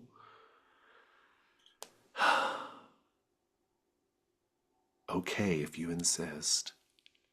And she spins around and she attacks unless you turn a key right now. Oh, I don't have very many keys. Goodness. Could- All right. I have a question. Yeah. And they're always glad you came has an additional feature to it. It does. Yeah, if you're in which, immediate danger and can make it to their house, you're safe until at least the next morning. yeah, so Hmm. you could invoke that. You are at the house. Oh yeah, I think in that case, I'm gonna let this play because I failed the roll, so I feel like we need to have this sort of Mhm. scene anyway. But I think I'm going to take Steve's advice and GTFO. But where do you go? I mean, I'm going to run towards Steve and get Steve to figure that out. so with the move says if you're in immediate danger and can make it to their house, you're safe until at least the next morning. So you have to So I find gotta safety stay in in the the house. house. Yeah, Yeah. yeah. Yeah, I think I'm going to I think I'm gonna run up to my old bedroom. No, because I never lived here. Oh, I'm gonna go lock myself in a bathroom or something. Or actually, I got a really bad idea. Oh, you I know I love a think bad idea. I think that like Steve is gonna do something real bad. Is she's grabbing the knife, and I don't know whatever Katie's like mindset is, but then all of a sudden Steve is just gonna come rushing past her, and goes to do like the full on like headlock he's seen cops do to restrain like armed assailants. He's like trying to like wrestle her, and intentionally or not, I'm hoping to like, you know, not choke her, to death, but like it's gonna like she's gonna like go Knock her out. unconscious. Yeah. Oh, that's Yeah, good. yeah, Because of the move, I'll let this happen. We'll Mhm. just come back to this moment, and we'll come back to this in a moment. Let's go to Astral O9 Pyramid Passage, Pure White Contact. Alex, the tape cuts to a scene of Lunaria seated in lotus position atop a large flat rock. How has her appearance changed from the previous scene? Well, since she did look a little older last time, even more so now as she sits on this rock, she looks weathered and ancient, like a wise crone out of some old myth. Her skin leathery and tanned harshly by the sun, which is behind her upon the rock like a halo, as it's setting over the desert.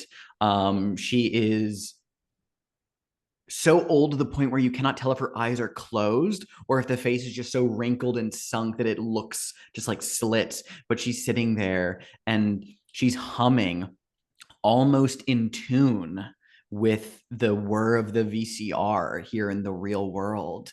And as she begins to undress herself, there is a strange visible wrapping that she wears. She's not nude as she strips away her clothes. She is bandaged, and the bandages are inscribed with like various symbols in like gold and silver paint, like pictograms from some ancient cave. But central to them is a like a pointed star or like a depiction of the sun as she begins to peel the layers away, and she looks directly into the lens when she finishes humming, and she gives a smile, a very warm but somewhat sad smile, and she just says, "The time has come."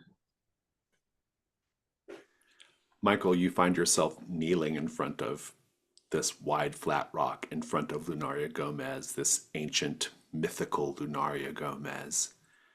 And she says, like I told you, I wander in and out, in and out, in and out.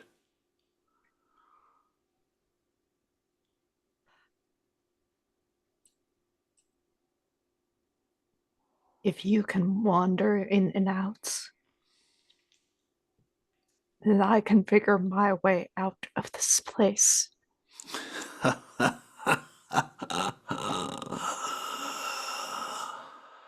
Good luck. Good luck. Just, there's so much technology involved with these stories. And we are entering a new age with computers. These things can just glitch on out.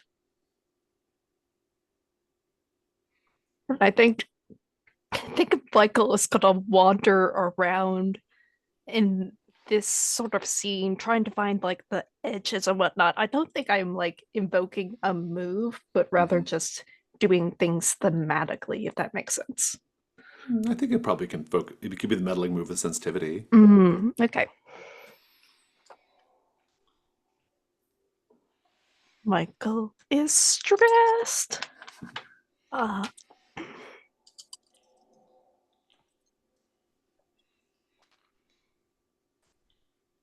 fuck, that's 6.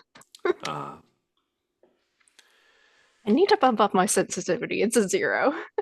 there is a stream flowing by this wide, flat rock that Lunaria slash Big Man is currently meditating upon. One of those jaguars steps out of the stream, magnificent, glistening, muscular. It turns its head to you and opens its mouth wide. The mouth opens wide and splits apart in 4 directions, revealing a circular maw of teeth.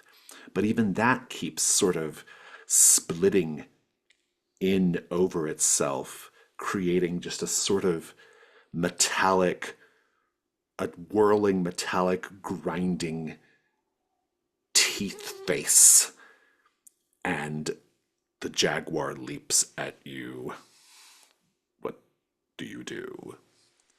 Well, I do have an athabe, which is just a fancy word for a knife. A knife. Yeah, imagine its face is like, it's all just, its face is like drill bits. Mhm. Like, Yeah. Like, I think at first his inclination is going to run, but because it's a jaguar and they are faster than people, I think he's just going to try to like see when it strikes, like leaping. I'm going to try to stab in that mouthy maw. I love it. Fantastic. We'll get to this in a moment. Give me the scene, Steve, of how you disable Teresa.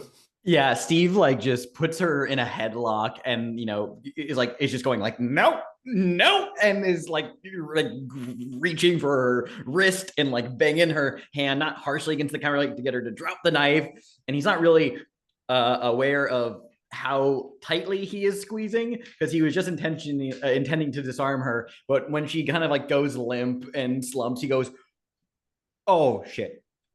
And like lowers to the floor slightly and like looks at her and goes, "Oh shit, oh fuck, oh fuck," and like thinks he feels a pulse and thinks she's breathing, goes, "Okay, good, okay," and he slowly turns his head to look at Katie. I think Katie's just shocked for a moment, just stunned that any of this has happened. And she dives down. I dive down to check my mom's pulse, check her breathing, open her eyes, like eyelids to see her eyes. And I think the way that when she slumped down, her shirt rode up a little bit, and we can see on the back, mom's lower back, a tattoo of an inverted sort of pictogram of a sun on her lower back. And I roll my eyes a little and shake my head and pull her shirt down so that she's covered up. And I look at Steve. He like gets up and like begins like the splash like the cold like water from the running sink in his face, and it's very refreshing. And he looks at Katie and says, I saw them do that on cops. I love it. You can have that pictogram tattoo as a clue for the whisper. Ooh. Free clue.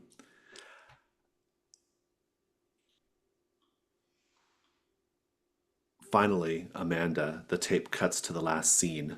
Lunaria is walking toward a great mesa. A series of black and white concentric triangles appears on the screen, a seeming gateway into the mesa. What happens when Lunaria walks through them?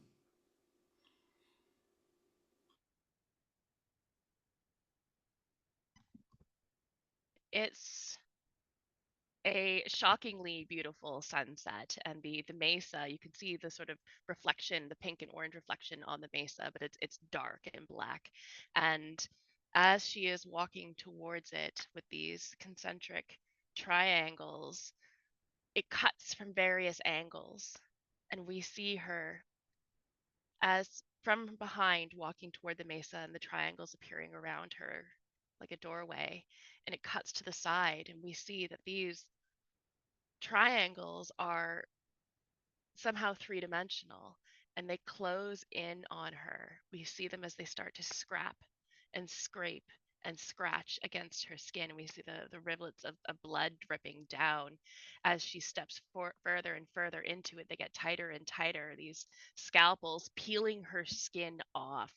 Underneath, we see the beautiful jaguar fur, the spotted fur, and it is riddled with blood as well, but still shiny and magnificent. She continues walking straight ahead. We see a camera cut to walking towards us, and it is tearing down her face, her jaguar face, revealing the sculptured sand underneath the jaguar. As she continues on, it pulls and pulls down to see we see bone. Underneath the bone, we see static. And then there's nothing. Michael, Lunaria is not there in the scene anymore. Maybe she never was, but there is this strange, toothy, silvery, toothy creature leaping at you. This is going to be the night move. What do you afraid is going to happen if you fail?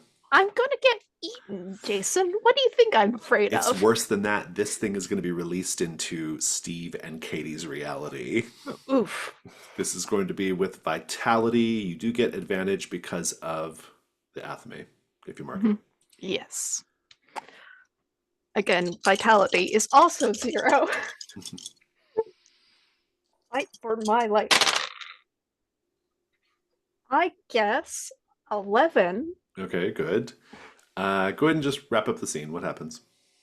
Yeah. I think as the sort of mouth is around me, sort of like these teeth, almost like just sharp triangles, are sort of like about to like clench down and to rip my skin off. I think I stab into it, and then instead of blood that leaks on out, it is sand, just sort of being released.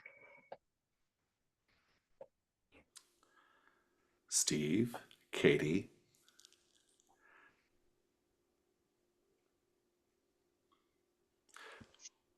Katie, Steve, Teresa has a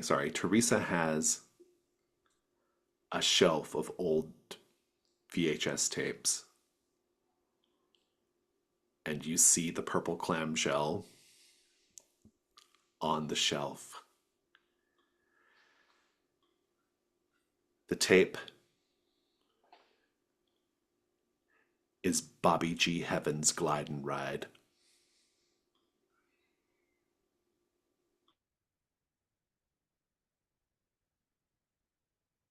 You're muted, Steve.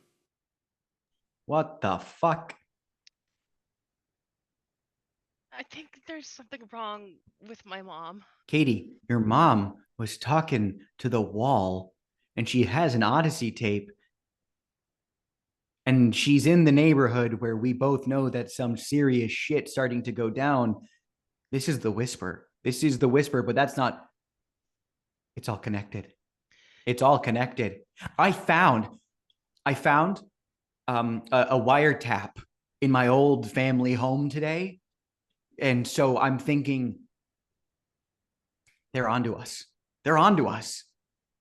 Who's they? Points at the walls.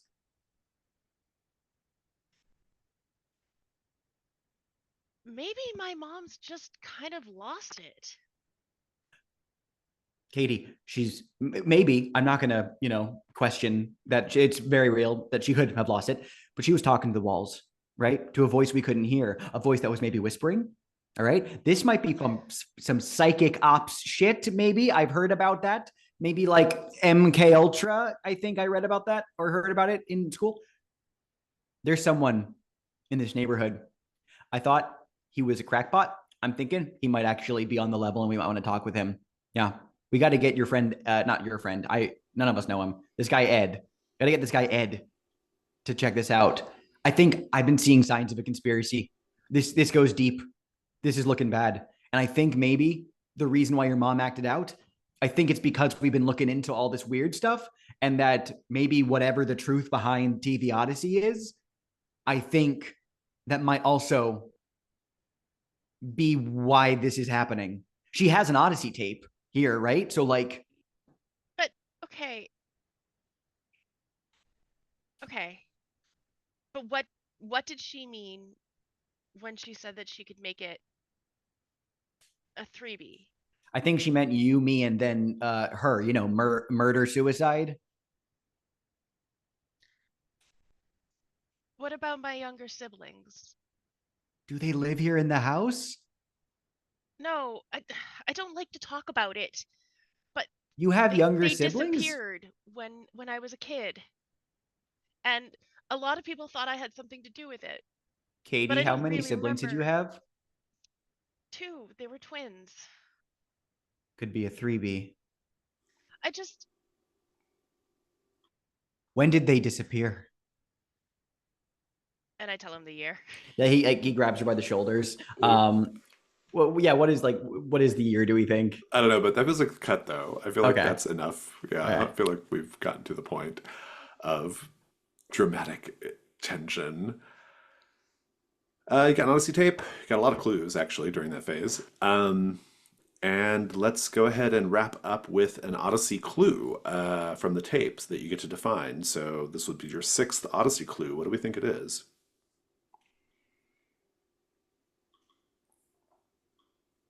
There's a lot of good moments in that tape. But I think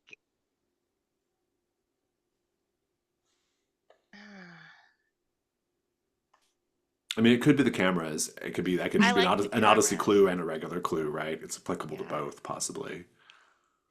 I like the weird cameras and I like all the weird triangles.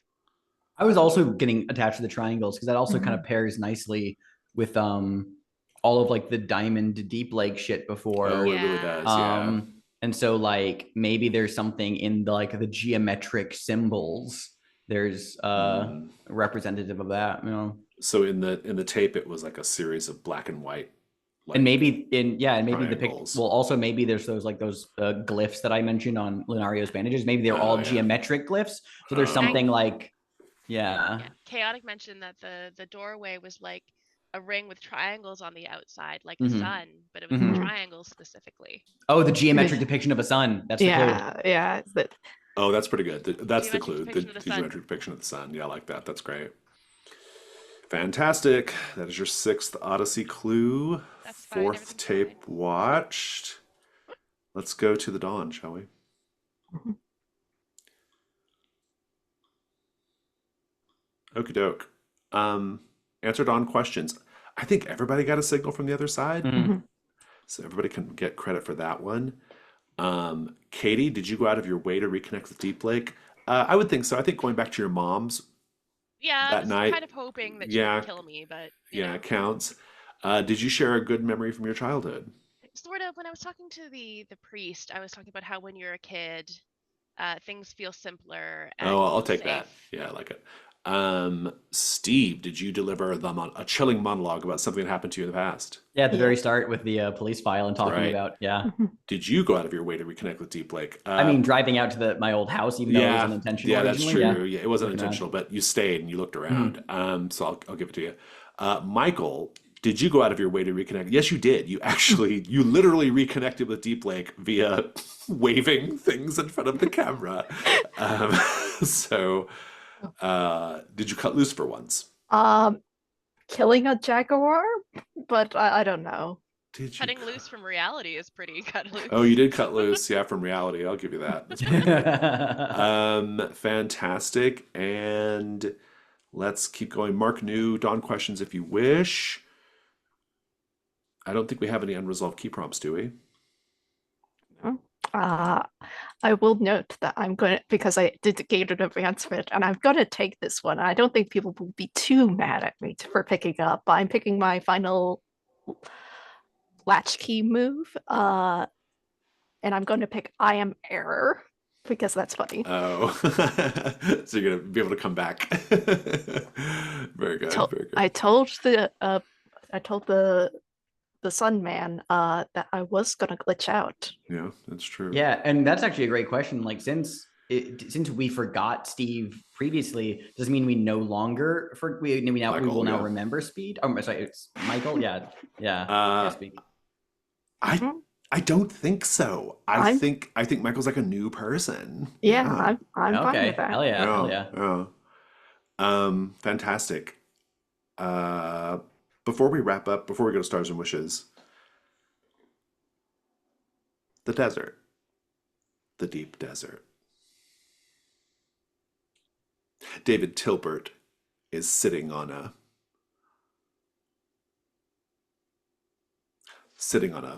lawn chair in his white sweater and chinos, the sun blazing. We can hear a sound from behind him, a sort of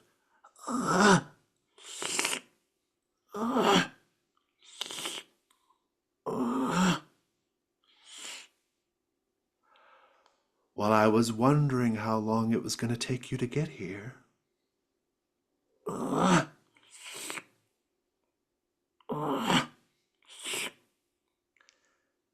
And we realize who he's talking to. Behind him, Happy Jack the Lumberjack is walking of his own volition, but the arm of the puppeteer is still inside of him.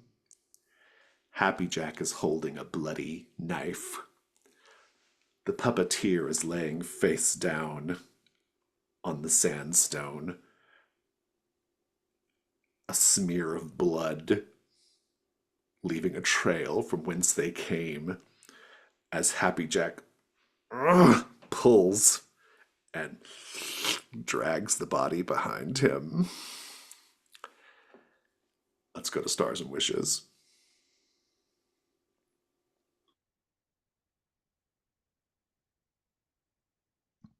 All right, chaotic. That was the best and worst time ever to fail a roll. That was awesome.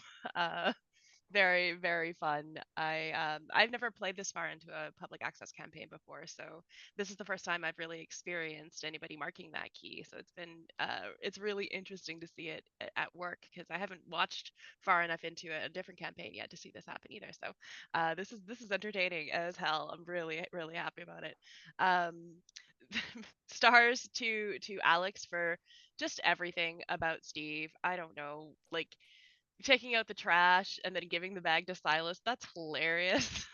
There's just all those little moments I really, really appreciate, and I'm excited to learn more about Steve's like family and how they're connected to all of this, because clearly they're deeply connected to the Whisper. So I really want to know more. I want to find out more. That's a wish. Uh, Jason, the noises that you just made were disgusting. uh, big props to that, obviously. Uh, this whole tying all of this weird stuff together was, I wasn't sure how it was going to work. Like how, if a character doesn't exist anymore, how are they going to have influence on that? And you and Chaotic made it work so good. It was just seamless. It was just seamless. So good job, everybody! Yay!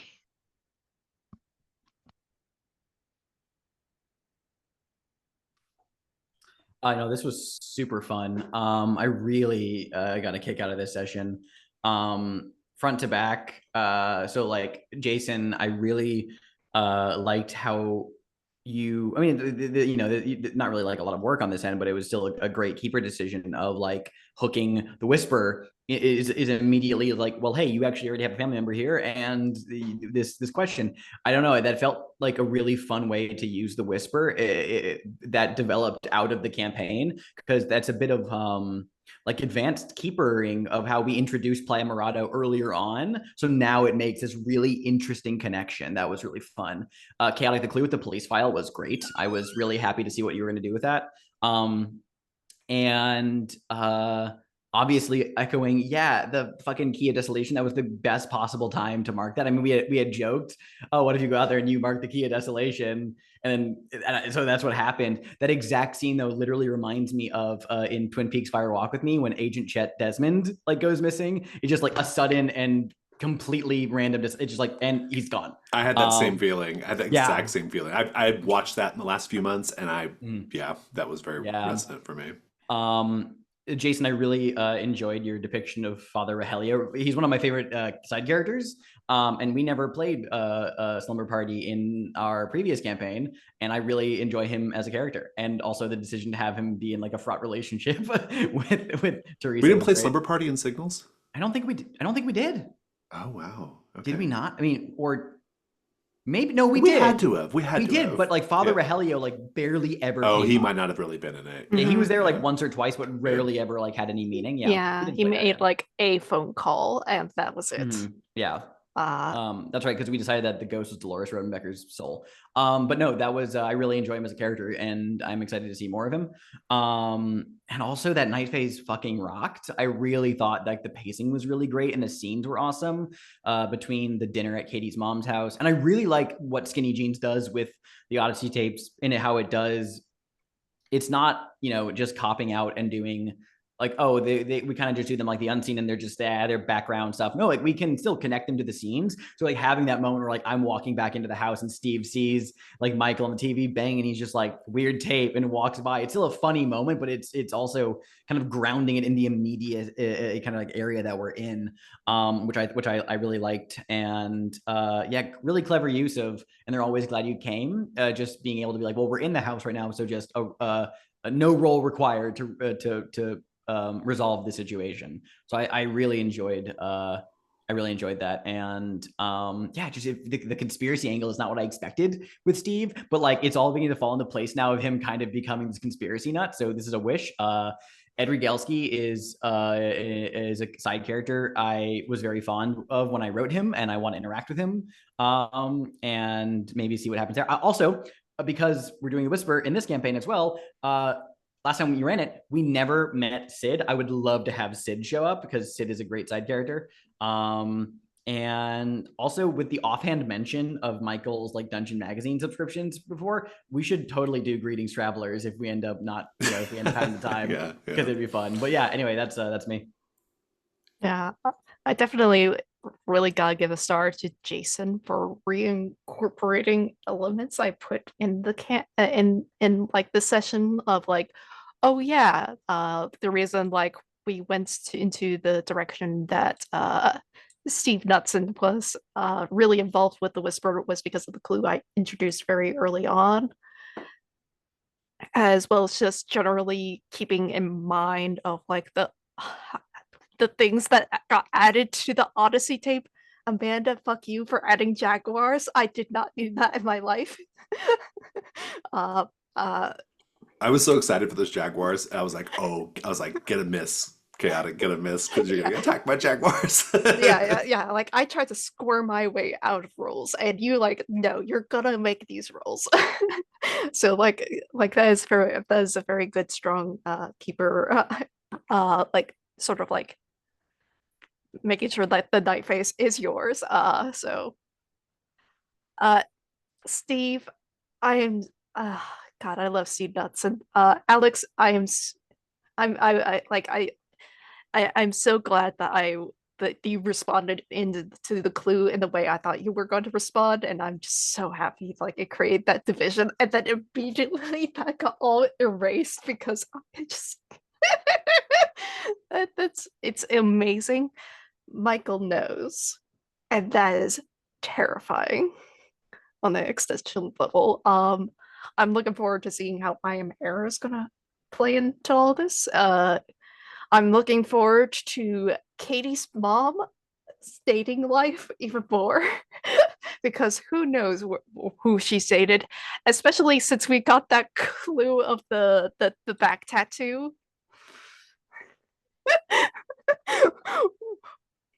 And the potential reality of, oh yeah, we may have to move Katie's mom out of the house because it's wiretapped. Well, she had because an Odyssey tape too. Like, Yeah, yeah, it's like there's more going on with Teresa than I yeah. think meets the eye. Yeah. We just move her into like into our to the little house because there is an extra room now. Yeah. Stars, I love this session. This was such a cool it was such a cool public accessy session, right? We got like so much of the like public access vibe, like the TV Odyssey vibe, the chromatic desert, like all that stuff was firing off. Really love the use of the chromatic desert key of desolation walking into that trailer, like because it was like there was something really intriguing about like it was sort of like you all going into the desert was like a symbolic crossing of a liminal space, like you were sort of like crossing over into a liminal space or you're crossing over some barrier, right? And in the same way that like the ancient Greeks believed that like nature was like a liminal space between worlds, right? Like it had a kind of a similar vibe. It was also very Twin Peaksy, Fire Walk with Me, kind of vibe, like with you opening the door and just suddenly Michael doesn't exist anymore. Like that's like how David Lynch. That's some David Lynch as fuck shit, right? And then but then also David Lynch. It's we see from Steve's perspective this like gritty kind of like situation with his family, like showing like we get to see more of like how their family was so like like had problems, so like that was really really great. And this idea of like interpreting like childhood trauma as a space where childhood trauma and memory as a liminal space between worlds is a really fascinating concept. And I know we're not all David Lynch fans on the call, but let me tell you, that is a really David Lynch like thing to happen in the game. I like Lynch stuff in games. Yeah, I just I know don't we've like talked about that. movies. In any case, it really worked for me. I really, really loved it. And uh yeah, it was so cool. And then the follow-up was really good. Like I really enjoyed like kind of seeing Michael be in the chromatic desert and like how to like communicating and like literally interacting with the Odyssey tape was really fun. Um Really enjoyed that whole scene with the case file and the Knudsens and all that. That was a really like kind of intense little scene, and I was very here for it. And it's deeply ironic and perverse that we have that moment between Michael and Steve, and then Michael ceases to exist, and so it's like, well, what about that case file? Does that exist? Like Michael clearly still knows about the contents of it, so that's all really intriguing. Loved all the stuff with Teresa, and I always enjoy the conversations between Teresa and Katie. Those are always really interesting, fun conversations. As a Wish, I want to know more about Teresa. I want to know more about the siblings. I want to know what happened. Like, there's something clearly going on here, and it's very, very dark. Whatever it is, it's very dark. And it's also very dark to consider that, like, Teresa may know more than she's letting on, and she kind of let you take the sort of like social fall for it, which is really dark as well, right? So there's just a lot going on there, which I think is so fascinating. And another Wish, we're so close to TV Odyssey at this point, right? Like, so I want to know when we're going to do that, if we're going to do that. Like what is the timing of this? We are very, very close to knowing the truth of TV Odyssey, and as a related star, this is probably my favorite part of the Skinny Jeans edition. I love how central the sort of core TV Odyssey and therefore Degoya County mystery is to all of this, and how it all kind of connects in a way that feels much more salient than it ever has. And so, just really, really happy about that. But I think that's all I got. So, any other stars and wishes? I'm definitely looking forward to see like how the latch keys are incorporated with this because we all seem to like have like a deep tie to the mysteries of TV Yeah. Odyssey. Well, and here's another thing about Skinny Jeans too. I feel like we got to that much faster, right? I think Mhm. because we have to do the key of the child so much more frequently, and because our time frame is more compressed, it really feels like the three of your characters are like really connected to the events of what's going on in Deep Lake. And so it just makes it all feel very connected. And I love that. So, fantastic. Well, with all that said, let's wave goodbye to people watching the video.